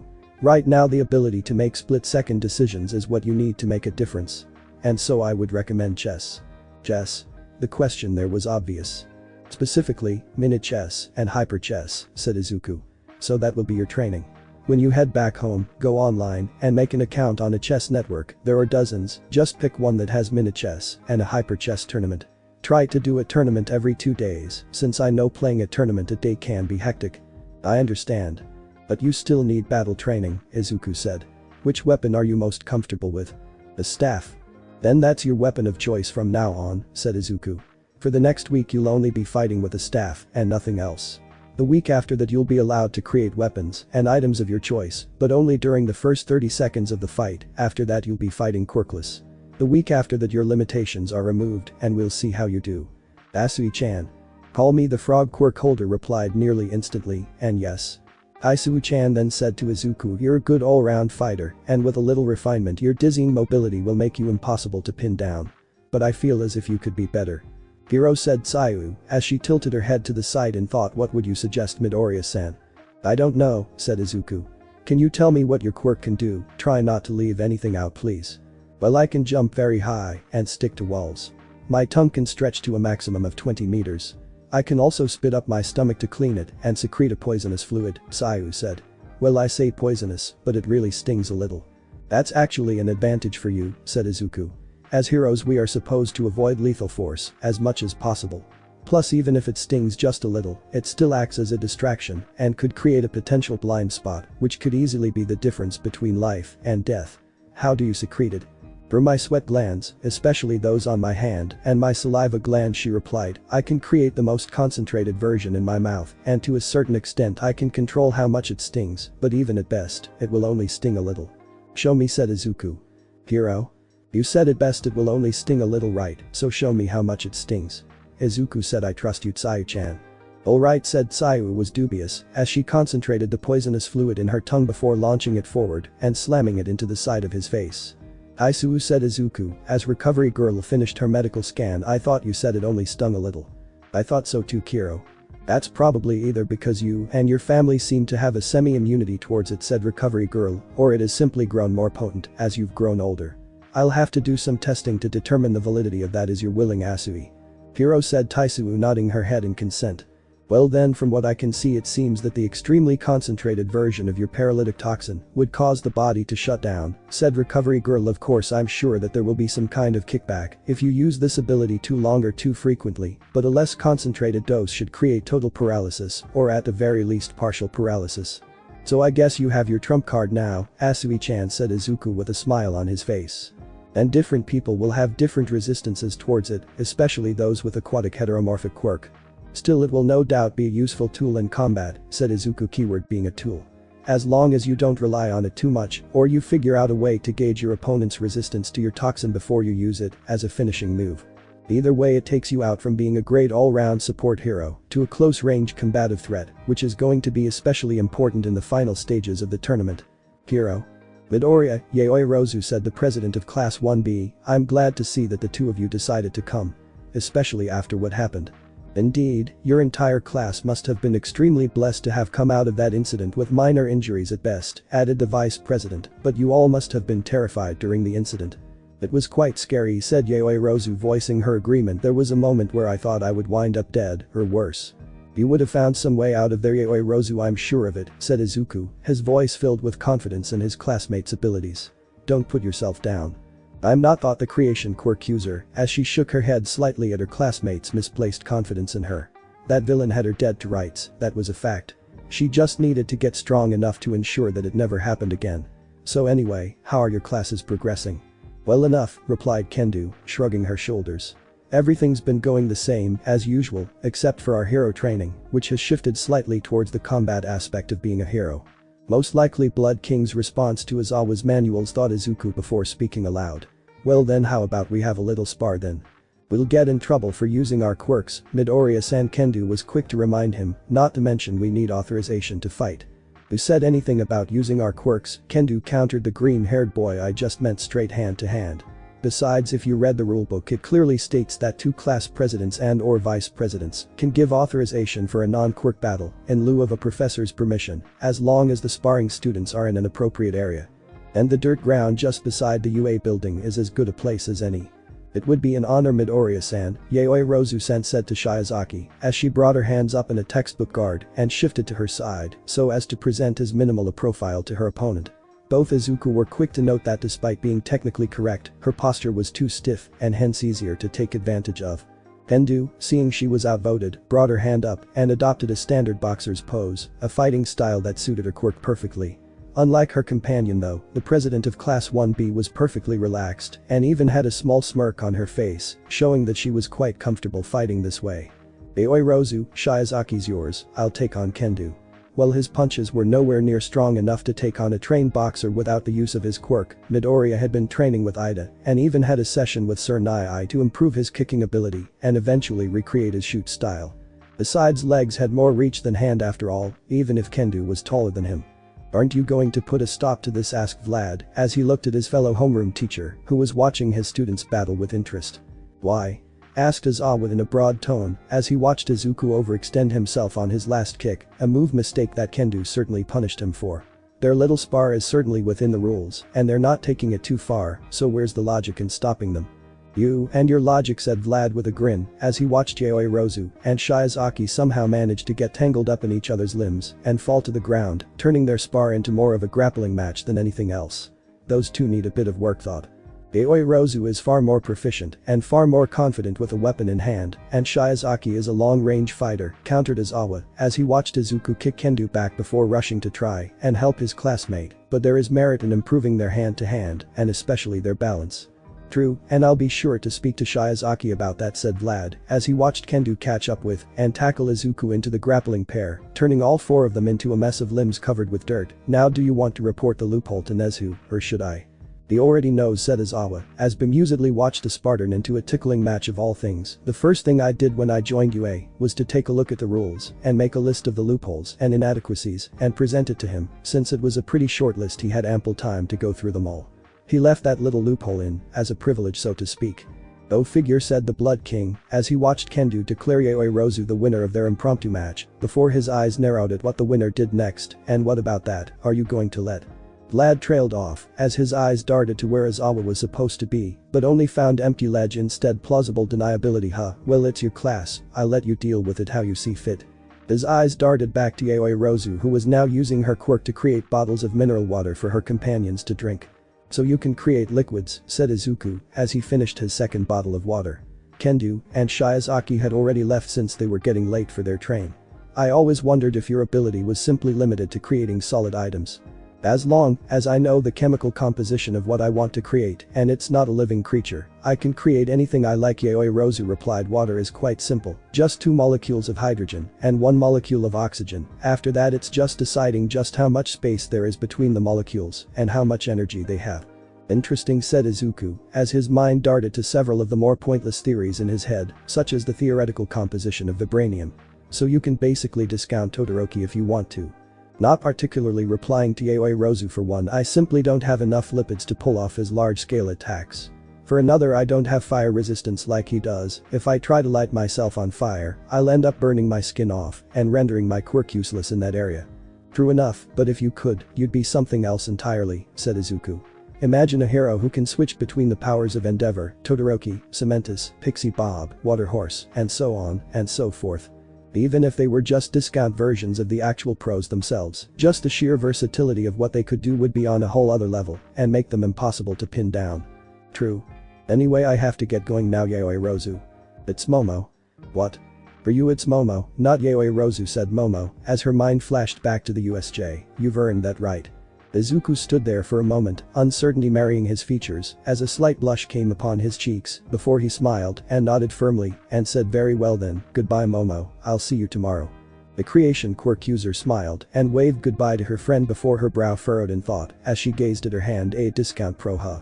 She started forming a cube of ice in the palm hand before changing her mind slightly and creating water around the cube before both the cubes started to melt and the water began to boil as she created steam instead. Maybe he was on to something. Yaoi Rozu was confident that she could take on many of her classmates. With the training she was now undergoing, she was sure she'd be able to beat the majority of her classmates, such as Mineta, Achako, Aoma, and so on. She felt she'd even be able to fight against battlers such as Sato, Ida, and Tsuyu, though those battles would be hard-fought and she would have to pull out all the stops in order to win. But against someone like Todoroki, Bakugo, and even Midoriya, she'd lose outright, there was no question about it. She needed something different, she needed a trump card. Momo gazed at the steam that was curling off her skin. Her hand felt like she decided that an oven would be a good place to keep it, but the creation girl pushed that aside as she continued to gaze at the steam, a plan slowly forming in her head. Suddenly her eyes widened as she realized just what she needed to do. Shaking her hand vigorously to cool it down, she quickly rushed into and through the hallways of the school until she arrived at her destination. Pardon me for intruding, but could I have a moment of your time, Midnight Sensei? Hey Momo, wanna work together? On what, Midoriya-san? During the summer festival, Izuku said with a grin, think about it, you can create anything, and I can empower everything. In a scenario where we do not have our equipment, our powers complement each other. You're the only one in need of equipment here, Izuku replied, the vice president of Class 1A. Besides, I thought that the point of the tournament was to show off our powers and abilities to potential sponsors. True, it's to show off how valuable we'll be as a part of their organization, said Izuku. In addition to showing off what our powers are and the skills we possess, we can also need to show off that we can work as part of a team, not just as part of the same organization, but alongside future rivals as well. Besides, what do you think is going to get you noticed more, coming in 7th or 2nd? Not first. I'm going to be the first, Izuku, at least for the initial round. You don't think that anyone else will be able to beat you? Alone, doubtful, said Izuku. Together, we can blaze through the competition and secure our place in the round-robin tournament. Besides, you owe me, don't you? Do this for me, and we'll call it square. He's right, I do owe him, thought Momo. Very well, you've got a deal. Midoriya, could I have a word? Of course, Ida, said Izuku. Would you excuse us? No, it is alright if she's here, I have nothing to hide after all, said Ida. Midoriya, ever since the entrance exam I have been losing to. Ida, you know that's not. Let me finish, said the bespectacled boy before he took a deep breath and continued. You are a wonderful friend and a good leader, but you are also the best of us, and if I am to prove myself worthy of my family's legacy, I need to beat the best. If that is what you truly believe, then you've missed their point, Ida. What is nearly spat out? What do you mean by that? Someday you'll understand, Ida, but today is not that day. Replied Izuku before he closed his eyes, tilted his head, and smiled. However, it will be my honor to accept your challenge, Ida. I look forward to facing you at the round tournament. Well, the two of you can have your little measuring contest. Ochako, I, on the other hand, will be taking home the gold. While I may be partial to the color silver, said Ida, I have no intention of letting you win, Ochako. If the two of you believe that I'm going to let you win, began Izuku mock menacingly. Let us win, my dear boy, who do you think you are, replied Ochako in a parody of a snobby rich kid's voice, before all three of them burst into laughter. In all seriousness though, Izuku said, as he reeled back his giggles, I've got one last piece of advice for the two of you. If you plan to win, then you will need allies. Look at our classmates and see whose quirks and fighting styles are most compatible with your own. Anyway, good luck, and I'll see you two at the top. I heard of your little talk with Ida, quite inspirational really. Your point, Momo? Aren't you being a bit hypocritical? Not really, we have to do everything within our power to win after all, said Izuku. Our deal still stands. Momo smiles, of course, I owe you after all, plus I actually memorized those blueprints, might as well put them to good use. Izuku smirked, good, now look sharp, it's our turn to head out. Welcome to the UA Sports Festival. The one time each year when our fledgling heroes compete in a ruthless grand battle. Came the voice of President Mick from the speakers. First up, the miraculous rising stars who brushed off a villain's attack with their steely willpower. It's the first year of the hero course Class A. Izuku and Momo walked out in the lead, with smiles on their faces as they waved to the crowd. Behind them walked the rest of their class in seat order. Following them, again from the hero course, it's Class B. President Mick continued to speak, and after them came Classes C, D, E, and finally from the support courses came Classes F, G, and H. And last, but not the least, from the business studies, it's Class I and J. Now it's time for the athlete's oath. Said Midnight from the center stage from Class 1, I called upon Izuku Midoriya to say the oath. Izuku simply smiled as he walked up to the center stage. He looked at the crowd, took a deep breath, and then spoke in the name of all my fellow students and competitors. I promise that we shall take part in the sports festival, respecting and abiding by the rules that govern them, in the true spirit of sportsmanship, for the glory of this day, and in the honor of our school. I swear that we will go beyond. Plus ultra, screamed the student body, finishing the famous motto of their school. Well, said Midoriya, now take your place among your classmates, and let us get started with the first event. Midnight, the green-haired boy, obediently nodded and quickly took his place amongst his classmates. Now let us begin with the qualifiers, the stage in which so many are sent home crying every year. And this year that event is an obstacle race, a 4-kilometer lap that's just outside the stadium itself. Competitors will exit from the east and enter through the north. Our school preaches freedom in all things, and so, as long as you don't go off course, anything is fair game. Now racers, to your positions. Izuku bent down into the standard starting position, ready to run straight into the gate that led out of the stadium and onto the course. His eyes closed as he began to channel the power of One for All throughout his entire body. Izuku's mind went to his training. Leaping off walls and darting around the room like a ping-pong ball as he tried to emulate Gran Torino and make the old pro style his own, as both Night Eye and Izawa watched, noting flaws and places that he could improve in. All the while All Might looked on with a proud smile on his face. On your marks. The image shifted to one where he was the one giving instructions to his team. Racing against Ida, testing out the limits of Taisu's new power, helping Ochako improve both her quirk and her combat ability. That set. His mind shifted to the last person on his team, the one he enjoyed sparring and simply hanging out with, the raven-haired beauty who was fast becoming his best friend. Momo, he whispered to himself as his body was covered with emerald electricity as he channeled a full stable 10% of One for All's power throughout his body. Go. Izuku leaped into action, ducking and weaving through his fellow students as he darted forward towards the gate that led to the outside. The problem with giving the oath was that he essentially started at the back of the pack. This was especially a problem since the gate was basically a small tunnel, which acted as a choke, making it difficult for those at the back to get ahead in the first stretch. Todoroki, who was at the front of the students, decided to add his own 2 cents into the entire mess by basically using his powers to freeze everyone who was behind him in place. Fortunately, while the gate was long, it was also quite tall, something that Izuku used to his advantage as he leaped up and darted in between walls like a discount Gran Torino, bypassing the majority who were stuck below him as he popped down beside the front runners, right beside Momo to boot. Momo, dagger, please, said Izuku, and was quickly tossed a pocket knife in response. Slicing open the palms of his hands, he closed the knife and quickly pocketed it and then continued to jog patiently beside Momo as she carefully crafted the items that would win them this race. "Shotguns ready," said Momo as she tossed Izuku 2 of his airsoft shotguns. "Good, now get on my back," said Izuku. "What? Trust me." Momo was indecisive for just a moment before she nodded to herself as if to reassure herself and then jumped on Izuku's back. "Good, now hold on," said Izuku as he aimed his shotguns, dripping with his blood, leaped up and fired. Bang. Izuku's lips curled into a small smile as he felt his friend tighten her grip as they blasted forwards past Todoroki and the giant robots and straight towards the second obstacle. Bang. Bang. Bang. A few more blasts of just 20% simply to course correct and maintain elevation. Followed by another full-powered blast to shoot him over the second course entirely, a few more shots to course correct before he was shooting straight over the third course and then straight through the gate, nabbing first place for himself and second place for Momo. A minute later, a pissed-off Todoroki crossed the finish line, closely followed by an enraged Bakugo. Izuku didn't care. Well, it might have been true that working alone would have been more sportsmanlike. He was here to win. And maybe improve a few friendships along the way, he muttered to himself as he glanced sideways at Momo, who was paying careful attention to everyone who crossed the finish line. "Good job, everyone," said the R-rated hero Midnight. "However, while all of you did an admirable job, only the top 42 will be moving on to the second round. But for those of you who didn't get through, never fear, we've got another way for you to show what you are capable of. But before that, let's talk about the second task. And that is a cavalry battle."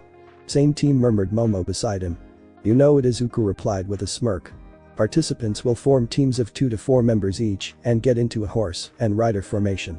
The rules are the same as an ordinary cavalry battle, except for one clear exception, and that is that you're allowed to use your quirk. Midnight, now each of you has been assigned a point value based on your ranking in the last event.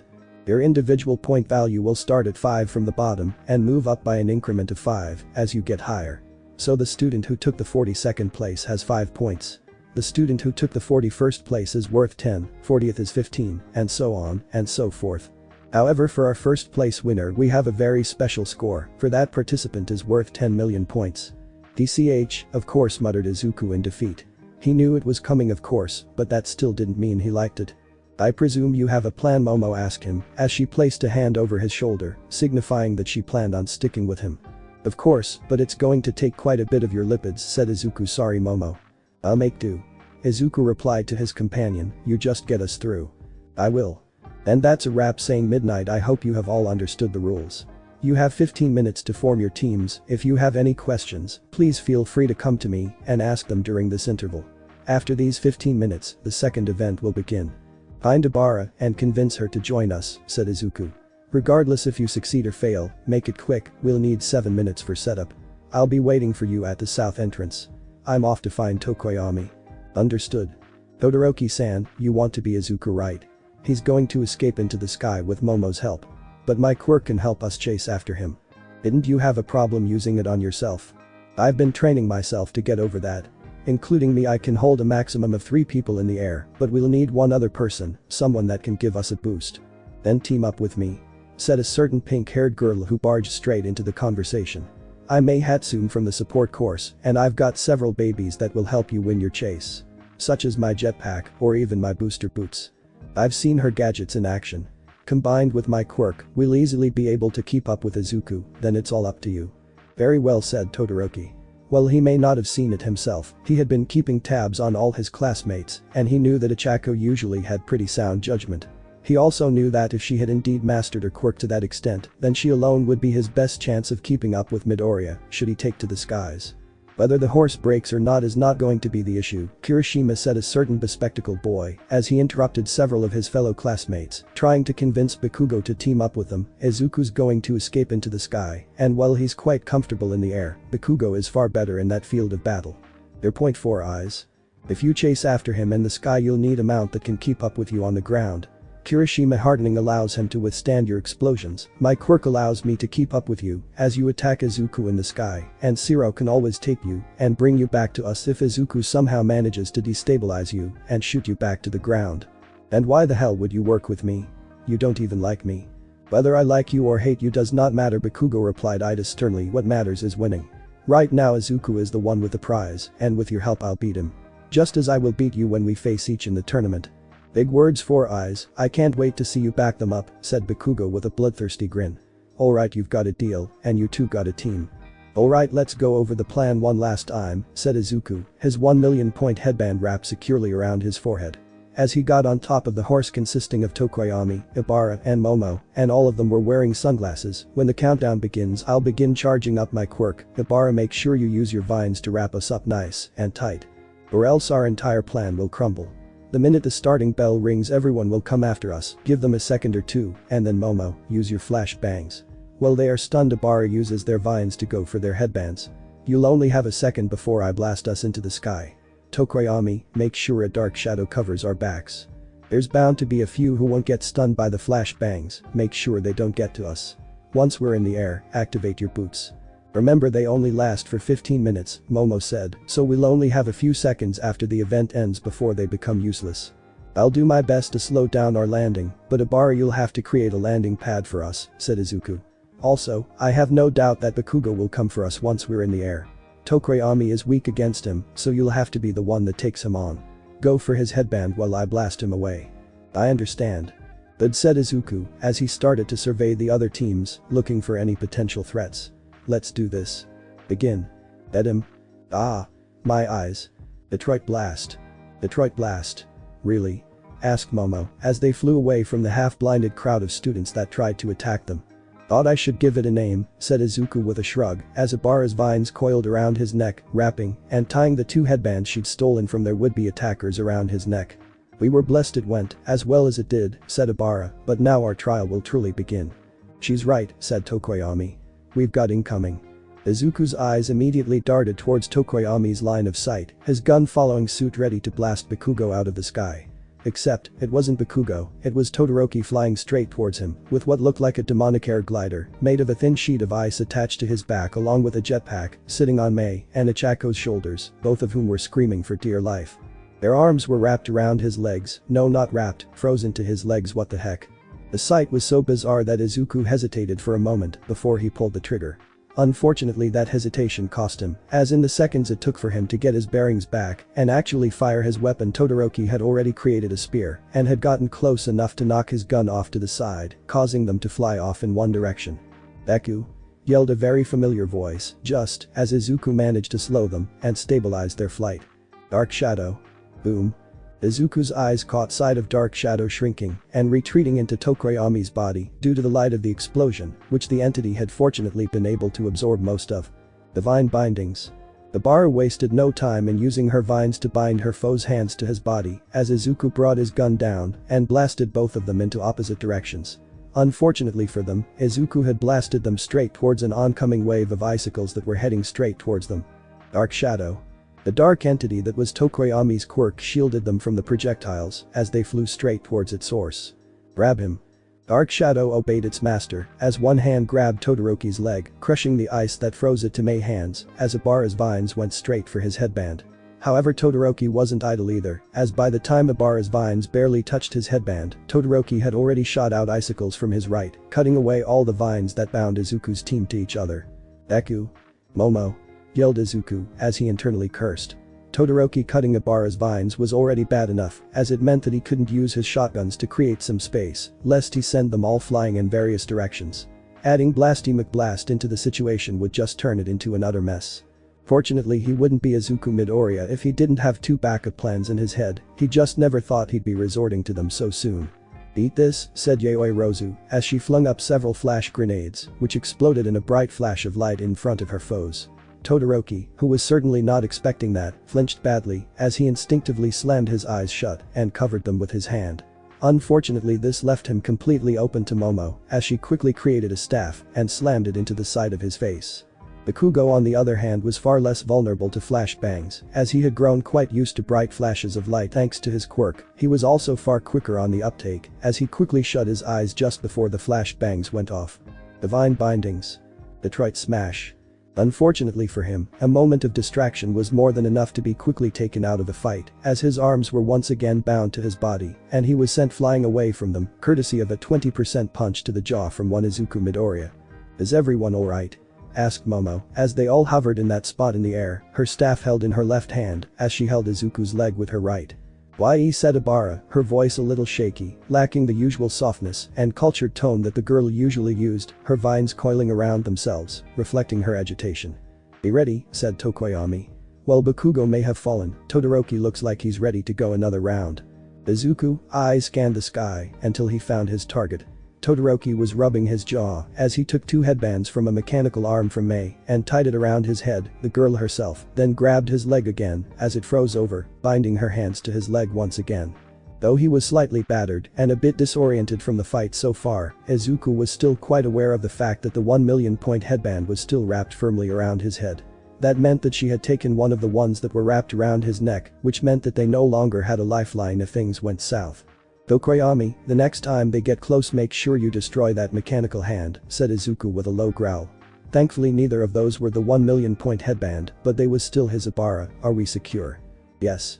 Good. Said Izuku as he readied his shotguns. It's time we truly make use of the sky.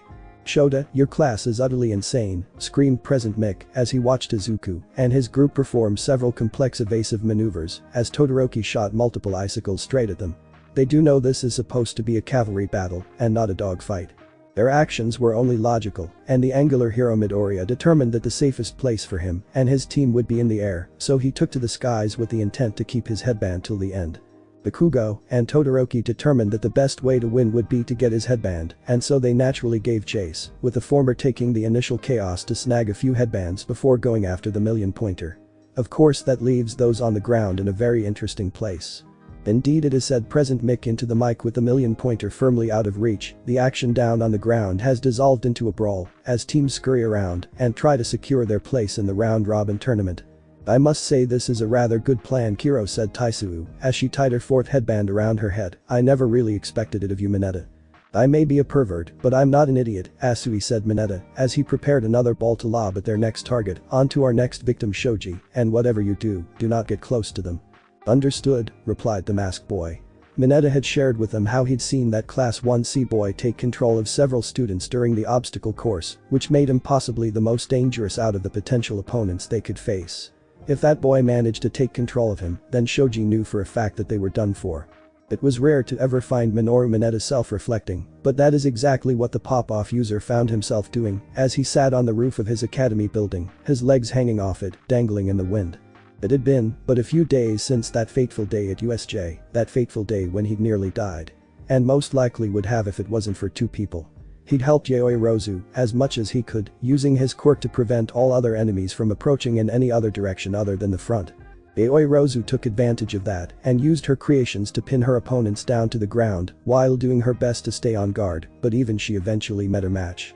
If Izuku hadn't shown up when he did, Mineta would have been dead and Yaoi Rozu would have most likely suffered a fate worse than death. Izuku Midoriya.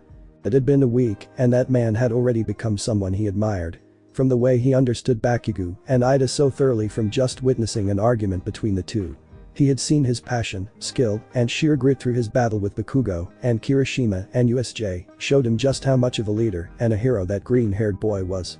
Midoriya Mineta whispered to himself, how could I be more like? Mineta thinks fast. Mineta's head snapped up towards the source of the voice, and his hand automatically shot up to catch the ball that was heading towards his head.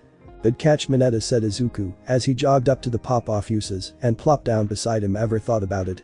Ever thought about what? Asked Mineta, and in response Izuku indicated the ball that Mineta had caught, a baseball. There are more ways than one to get a legion of fangirls after you, Mineta said Izuku with a knowing grin. Ever thought of going into sports, being a sports star? So you think I can't cut it? Mineta, your quirk may not be as flashy as Bakugo's and Todoroki, but it is powerful in its own right and an amazing quirk for an urban hero, said Izuku. And from what I've observed you're smart, probably one of the smartest in the class. From all our classmates you could easily make pro, I'm just not sure it would get you what you want though. What do you mean? Your quirk isn't flashy, it's effective. And the best way to be the greatest hero you can would be to learn under Izawa, learn his methods, his fighting style, his abilities. You'd be amazing at infiltration, recon, restraint, and defusing a potential hostage situation. The problem is that way does not lead to getting the horde of fans you desire. Izuku grinned as he looked Mineta straight in the eye. Of course if you decided to be a sports star by day and savored by night, well you'll get the honor and fame of being a pro hero and the stardom of being a star. Izuku reached into his pocket and pulled out another baseball, except this one was painted entirely purple. Looks a lot like one of your orbs, doesn't it? Weighs about the same too, I'd expect. Imagine it for a moment, Mineta. Imagine if you had the speed and aim of a professional baseball thrower. Imagine if you were a baseball thrower. It'd be a lot of work. Anything worthwhile requires a lot of work, Mineta said to Izuku as he stood up. Your perverts are not lazy, and you could be amazing, Mineta, but only if you choose to be. Izuku turned around and started walking away. He had training to get to after all, and his friends were no doubt waiting for him. Midoriya, Mineta called out to him. Yes. Thank you. You're welcome, Mineta, just think about what I've said. I will.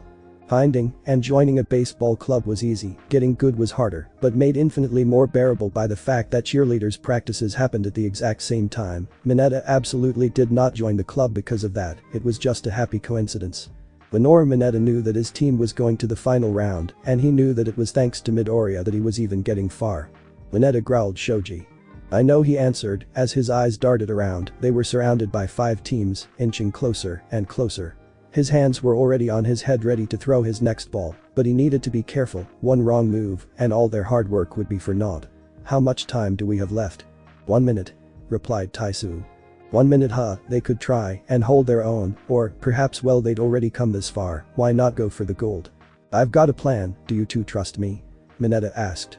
Well, you've gotten us this far, said Taisu. I trust you, said Shoji in agreement. Good, said Mineta with a smirk. 1 more minute and we're in the finals. Let's do this. Dark Shadow. The creature of darkness that was Tokoyami's quirk quickly moved in front of the oncoming hail of icicles, courtesy of one Shoto Todoroki, before Ibara launched her vines at him in retaliation. Shoto responded by grabbing those vines and freezing them as Momo swung her staff down with all her might, breaking through the frozen vines before Todoroki's ice could reach Ibara's head. Dark Shadow. Die. Izuku didn't waste a moment, aiming his shotgun at the exact spot Bakugo attacked. The problem was that in the short span of time that Dark Shadow took to retract into Tokoyami, it was enough for his opponent to disappear. Deku. Bakugo screamed as he appeared at Deku's unprotected right, unleashing a medium-sized blast with his own right hand, sending Izuku's shotgun flying away and badly burning Izuku's hand. Bakugo's left hand, taking advantage of the momentary distraction, shot forward and just managed to grab the million-point headband. Unfortunately for Bakugo, Izuku was much higher than the blonde hot had anticipated, as Izuku had to deal with far more painful injuries on a far regular basis. The inheritor of One for All twisted his body, lashing out with his own left and just managing to grab Bakugo's wrist as Bakugo managed to grab the million-point headband. Even with a fraction of his quirk's power flowing through him, Izuku was still far stronger, physically, than Bakugo could ever hope to be, something that Izuku easily proved as he twisted the blonde hothead's arm, causing Bakugo to scream and reflexively let go of the headband. But Izuku wasn't done just yet, as he used his injured fist to unleash a powerful blow to Bakugo's jaw, shouting, Detroit Smash. The blonde-haired hothead went flying back just as Todoroki released another volley of icicles straight at them. Dark Shadow. Good job, Tokoyami, said Izuku as he caught the robotic arm that was trying to grab the headbands and crushed it with one arm. If it wasn't for you, we would have lost this a long time ago. No thanks is necessary, I am only doing my job, replied the birdman as he gazed upon his opponent. Now how do we? Ding dong. Ladies and gentlemen, the time is up, announced midnight, and well done everyone, well done. Now surprisingly, due to a tie, as well as an open slot due to the team's uneven numbers, we now have 5 advancing teams. In first place we have Team Midoriya, in second place we have Team Monoma, in third place we have Team Todoroki, and finally, tied for fourth place we have Team Bakugo and Team Mineta. My congratulations to all the finalists. Yahoo, we are through, Achako screamed, causing her team to swerve slightly due to her erratic movement. She should have at least waited till we were all safely on the ground before beginning, Momo said. Nevertheless, we made it through, and that all that matters, said Tokoyami. Indeed, it seems that our prayers have been answered, added Ibara. Midoriya said to Todoroki, I would like a word with you alone if you don't mind. Of course, Todoroki. Todoroki wanted to have their little talk in private, and Izuku decided to oblige him, leading him to an abandoned stairway where they wouldn't be interrupted or hopefully overheard, as all the other students and audience members went for lunch. I experienced All Might's true power up close that day at USJ. Said Todoroki, more to himself than anyone else. I felt his presence, and that presence has been seared in my mind through all this time. Your point? Asked Izuku, cocking his head to the side, a tinge of amusement in his voice. I have never felt the presence of anyone before, not of any of the pro heroes, not of my father, not of any of our classmates, but that day, at the start of the USJ incident, I felt it from you, said Todoroki, as he looked Izuku straight in the eye, and ever since then, whenever you pushed yourself during training, I could feel it, though the feeling was always weak, I could feel it. But only because I was looking for it. Izuku was honestly amused. The way he utilized his quirk was quite different from his predecessor. And he wasn't afraid of showing just how much of a fan of All Might he was, with his All Might keychain personal notebook having an All Might cover, his phone cover extolling his idol. And yet, Todoroki had come to the same conclusion as he would have in the original timeline. It was only after we fought against each other during that last round that I realized. Realized what? Just how similar your presence is to All Might's. Said Todoroki, so I will ask you straight, are you his illegitimate son? No, I said Izuku firmly. As much as I wish it were so, All Might is not my father. I am but the simple son of an ordinary middle-class family. However, we do have very similar quirks, so much so that you could say we have versions of the same quirk. We just utilize it in very different ways. Todoroki tilted his head to the side in silent contemplation. Even without his quirk, All Might's body is that of a superhuman. He uses his quirk to empower his body to its very pinnacle, and then he floods his body with excess energy, which allows him to go beyond, said Izuku. At my current state, I can comfortably go up to 10%, if I push it, I can go up to 20% for about 5 minutes, before my body cannot stand the pressure. I can't go, well I could, but I would destroy my entire body with just a single blow. Unlike All Might though, I can use my blood to allow me to empower other items that can stand that pressure, hence my guns. You speak of your quirks, as if they have the same source of power. They do, but I do have to keep a few secrets, you know. Of course, said Todoroki, I guess that explains All Might's interest in you. Indeed, just because I can't use it the same way as him, doesn't mean he can't teach me to streamline my power, since they work the same way, said Izuku with a small smile, before he turned serious. But that's not what you want to talk about, is it? Half cold, half hot, I don't want to take the worst case scenario, but… Todoroki took a deep breath, he had to steady himself for what he had to say. My father, he's a powerful bastard who only thinks of becoming stronger. He's done all he could to get stronger, to get as much power for himself as possible. But there is one person who stands in the way of obtaining his ultimate goal. My father could never beat All Might on his own, so he came up with another plan. The quirk of marriage, said to Izuku, your father chose someone specifically for her inherent gift. Indeed, with his wealth and fame, my father made my mother's family agree to the marriage, all to get his hands on her quirk, said Todoroki. And with me, a perfect blend of those two quirks, he had what he wanted. So he raised me, as a hero who could exceed All Might, just so that he could fulfill his own selfish ambitions. Izuku could clearly see the sorrow, the pain, and the despair in his classmates' eyes. I hate it. Vitriol in those 3 words was powerful, being no more than a tool for that human garbage to achieve his own dreams. He took a deep breath, his words calming down, the anger in them being replaced with a deep sorrow, as he continued to speak, as I remember it. My mom was always crying, I can't stand to see that left side of yours, she said before throwing scalding hot water in my face. His hand reached up to touch his face, as if to remember the pain. I swore that I would win this tournament while never using my flames. I will rise to the top without using my left side, and in doing so I'll have denied him everything. Can I ask you an honest question, Todoroki? Asked Izuku, how long do you plan on letting Endeavor control you? Honestly, Izuku was not expecting the punch, but in hindsight he should have been.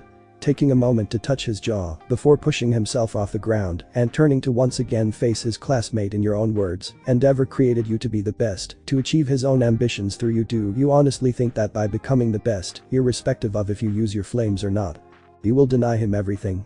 Or will you give him everything? After all, you would have done exactly what he wanted you to do. Then again, the people who hold the most sway over us are those we love. I do not love that man, I hate. Same difference, Izuku said sharply. Love isn't the opposite of hate, Todoroki, that just love gone bad, and it still gives him power over you. The true opposite of love is apathy, when you don't give a damn about what he thinks.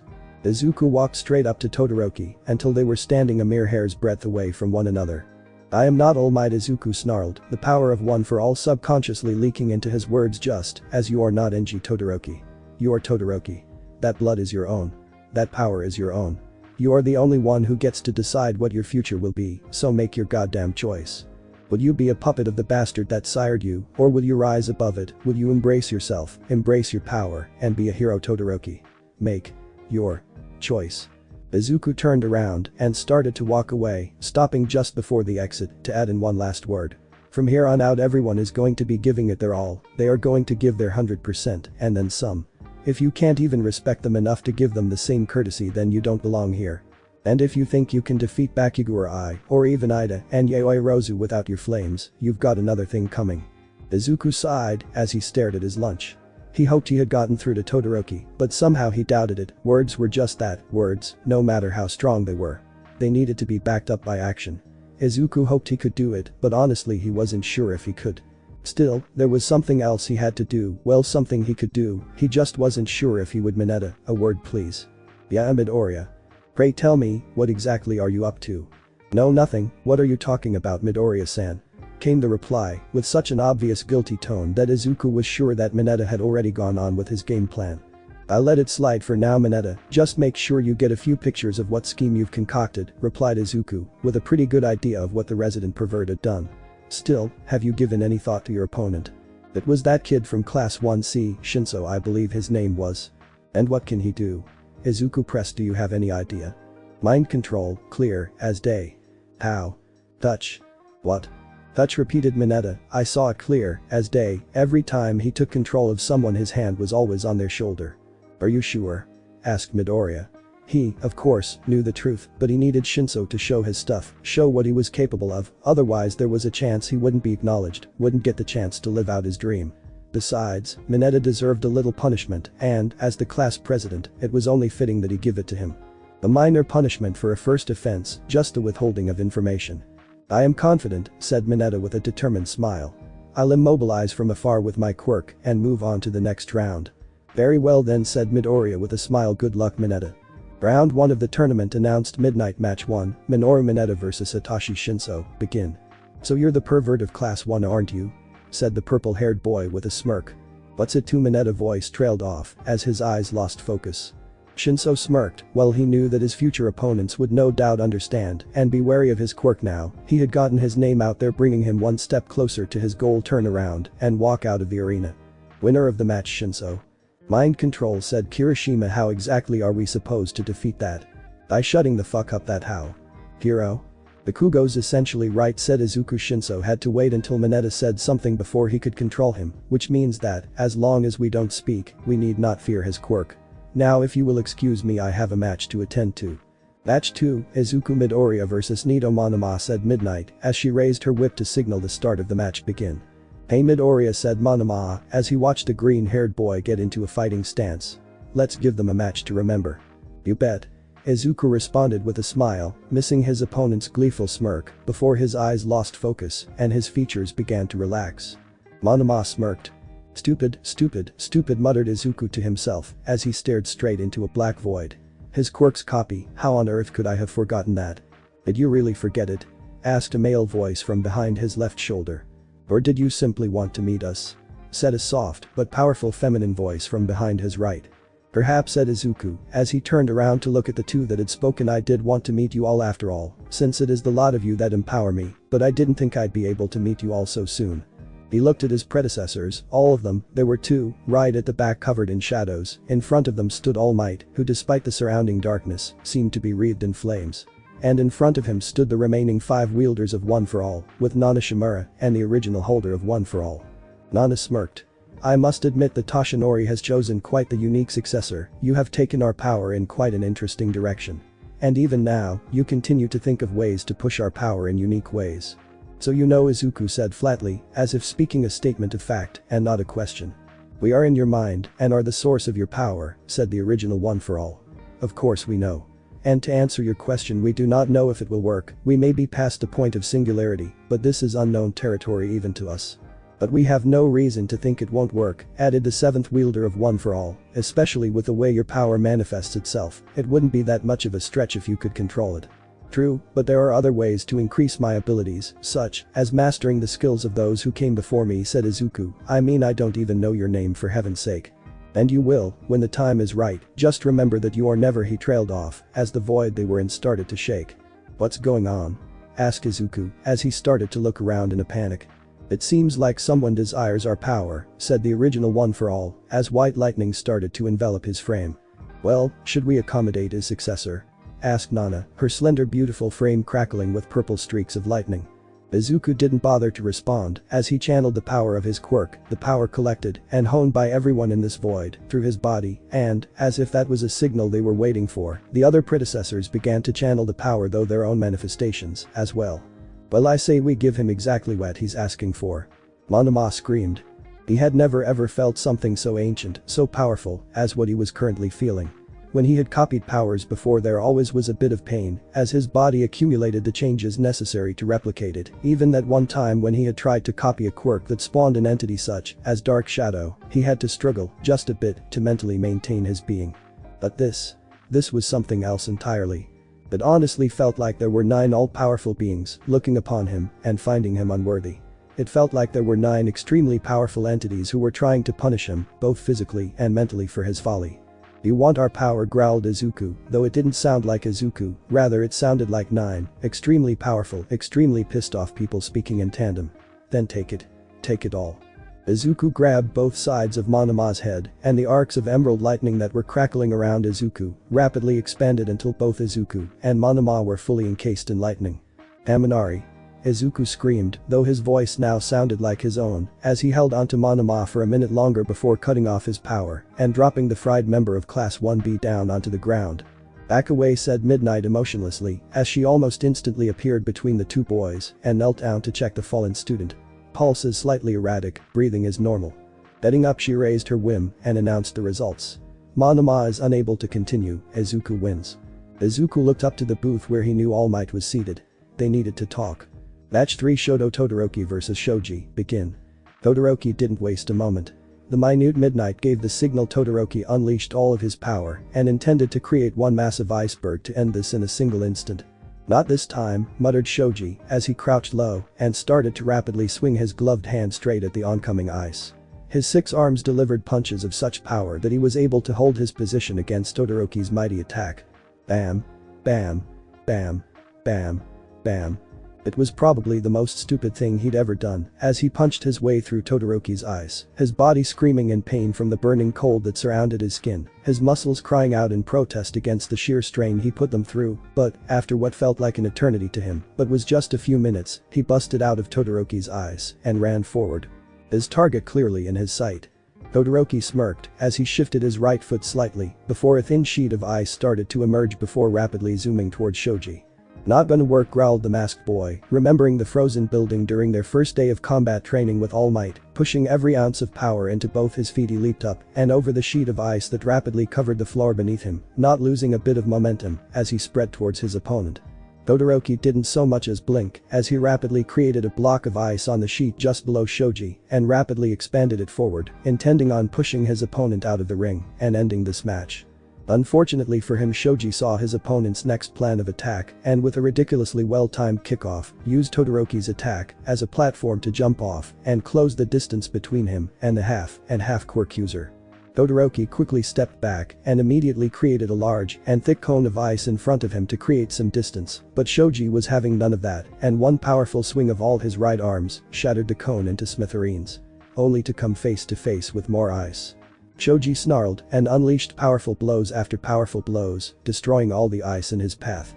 The air around him was thick with frost, as his opponent not only blocked his path with ice, but constantly assaulted him with ranged attacks. Shards of ice continuously peppered his body from all sides, as every so often a spear made of ice would appear from the ground below him or from the ice he had broken through and inflict a painful but shallow cut on him, trying to wear him down, trying to make him give up. But Shoji pushed through it all as he continued to break through the ice intent on. "Mizo, Shoji is out of bounds, Todoroki wins." Shoji laughed defeatedly and, with one last massive blow, destroyed the ice walls that had been forming on either side of him for a while now. There, too, his right on the ground, a mere inch away from the out-of-bounds line, looking like he had ducked away at the last moment. "Good match, Todoroki, and all the best for your next round." And with those parting words, the duple-arm quirk user walked out of the arena on his own 2 legs, intending on visiting Recovery Girl to help heal his battered, bruised, and torn body. Izuku looked at his phone. There was a 15-minute recovery period between rounds, and he and All Might had agreed to meet then. Right now he was more interested in the matches at hand. See just how much his classmates had improved and, of course, getting data on Class 1B. Match 4, announced Midnight. Zero vs Tyson, begin. "Let's have a good match, Taisu," said Zero as he bent low into a fighting pose. "Hero?" "And may the best one win," said Zero, as he immediately shot a roll of tape aimed at Tyson's lower thigh. Taisuu, seeing the attack a mile away, simply sidestepped and bypassed the attack completely. Except doing so was exactly what Zero was expecting her to do, which is why he aimed his attack so low. The second the tape hit the stadium floor, Zero immediately began to recall it, causing himself to shoot forward with a speed that was reminiscent of Ida, as he intended to deliver a vicious haymaker to his classmate. Unfortunately for him, Taisuu had been constantly sparring with Ida and Izuku and was hence used to fighting opponents who could move at such speeds and had even better mobility. She waited until Zero was just close enough before leaping up, spinning as she did so, and delivering a powerful kick to the back of Zero's head as he passed by where she stood mere moments ago. Owen said to Zero as he rubbed the back of his head while turning around to face his opponent. "That was painful, Taisuu." "Well, you did just try to take my head off, Zero," Taisuu said as she bent low, ready to leap forward. "I thought it would be only polite to return the favor, Kiro." Zero grinned at that. For a girl who loved to be direct and straight to the point, she could be quite the trash talker when she wanted to be. Still, those reactions were good, too good. He would be decimated if he tried to get into close range again, which meant that he had to keep this battle at a distance. Fortunately, he was quite good at that too. "Well then, let's start round 2. He said as he shot his tape forward, intent on binding her this time. Zero expected Taisuu to try and do a number of things. He expected her to jump out of the way. He expected her to sidestep and try to close the distance. He expected her to leap into the air and lash out at him with her tongue. What he did not expect her to do, however, was to grab his tape and pull it forward with all her strength, which was far greater than what he expected a girl of her size to have. Unfortunately for him, being caught off guard like that meant that he didn't offer any resistance as she pulled him forward, causing him to fly straight into the path of her tongue, knocking him completely off his feet. With the tape still stuck to her wrist, Taisuu leaped forward and quickly closed the gap between the two of them, landing quite painfully on the boy's stomach. Using Zero's own creation, she quickly flipped him over and tied his hands behind his back before tying the tape to his legs as well. Pantis Zero has been successfully captured and announced Midnight Asuitsayu is the winner. Match 5, Kirishima vs Tetsutetsu, begin. Izuku leaned forward. This would be the test to see if Kirishima had matured or not. Originally, Kirishima and Tetsutetsu had been evenly matched. However, originally he would have never received the booklet that was designed for him. Kirishima shifted to his side as he activated his quirk, minimizing what Tetsutetsu could target as his entire body hardened as much as Kirishima could reasonably manage. He brought his hands up and held them in a traditional boxer's guard, ready and waiting for his opponent to make the first move. And Tetsutetsu did, closing the distance between them. The Class 1B threw his arm out to try and deliver a nasty punch to his opponent. Kirishima bent his knees, which weren't hardened, allowing for faster movement, going low and dodged the blow, delivering 2 good punches to the torso before launching a full-powered fist into Tetsutetsu's chin. While being made completely of steel did help negate most of the damage from those blows, it didn't prevent him from being momentarily stunned, allowing Kirishima to create a bit of distance between them once again. Tetsutetsu spat as he glared at his opponent before charging at him once again. This time his assault was different as he moved in for quick jabs rather than powerful, but slow blows. Dodge, dodge, block, grab, jab, jab. Kirishima knew that he was durable, knew that he was powerful. The problem was he didn't know how durable he was compared to his opponent. Might as well lessen the risk by dodging as much as he could while making sure that if he had to block, he would return the favor in kind. Tetsutetsu on the other hand didn't even bother to do so, letting his steel skin absorb each of Kirishima's hardened blows as he solely concentrated on the offensive. This, however, was proving to be to his detriment. Eventually his defenses started to wane after several bouts, all of which accumulated in a very visible flinch of pain after the latest round of Kirishima's jabs. Alright, it's time for the grand finale. Kirishima's grin was wide and predatory as he decided it was finally time to move on the offensive. Showing no care at all for the defense of his body, knowing his quirk would be more than a match for whatever Tetsutetsu could throw. Kirishima threw himself entirely into the offensive. It was an almost entire role reversal from what it had been at the start, with Tetsutetsu almost completely on the defensive and Kirishima raining down blows upon him without any care for his own defenses.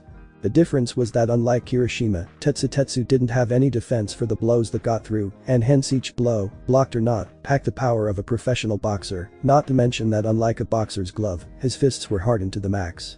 "This match is over," said Izuku as he leaned back and turned to look at his partner. "I suggest you go ahead and prepare for yours, Momo."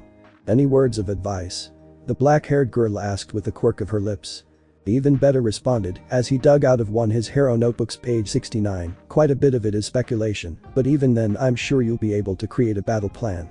Thank you, said Momo with a nod of her head as she took the notebook and made her way to the waiting room to prepare for her match. Match 6 announced midnight Yayoi Rozu vs Tsuburaba, begin. Yayoi Rozu tilted her head to the side as she observed her opponent who seemed to take a deep breath of air as he waited for her to make a move. Name? Kasei Tsuburaba, quirk. Solid air, she recited in her head as her hands started glowing. His quirk allows him to solidify air to form a wall or platform through his breath.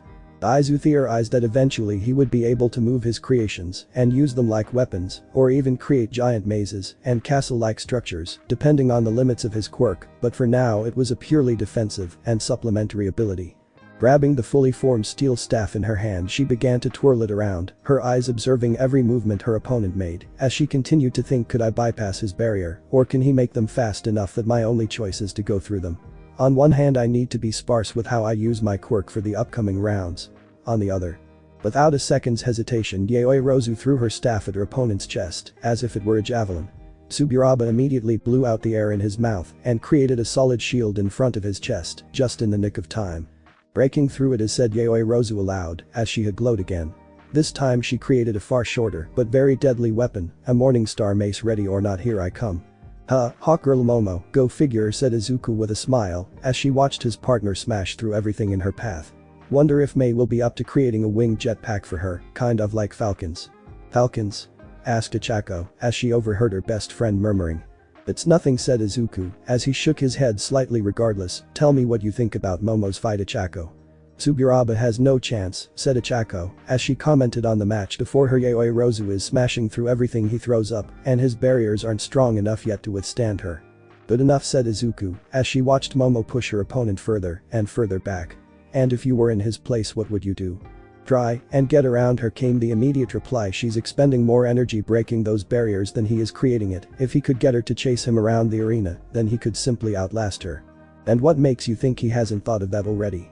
Because he would have done so if that were the case. Are you sure about that? Ichako asked. Izuku looked carefully at the movement of their feet.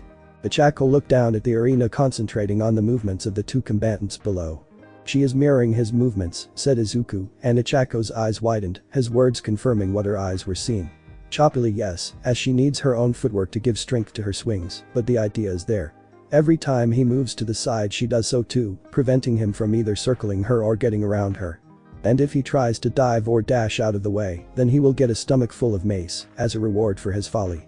Izuku watched as Tsuburaba, who was right at the edge, tried to dive out of the way in desperation, but Momo lashed out with her leg, blocking him and pushing him back. Tsuburaba had but a moment to put up another barrier before Momo swung her mace, breaking through the barrier, hitting him straight in the stomach, knocking him out of the arena. Kasei Tsuburaba is out of bounds. Midnight and Momo Yayoi Rozu wins. The end. Thanks for watching my video and make sure to check out the author of this fanfic, link is in the description. See you next time, till then sayonara.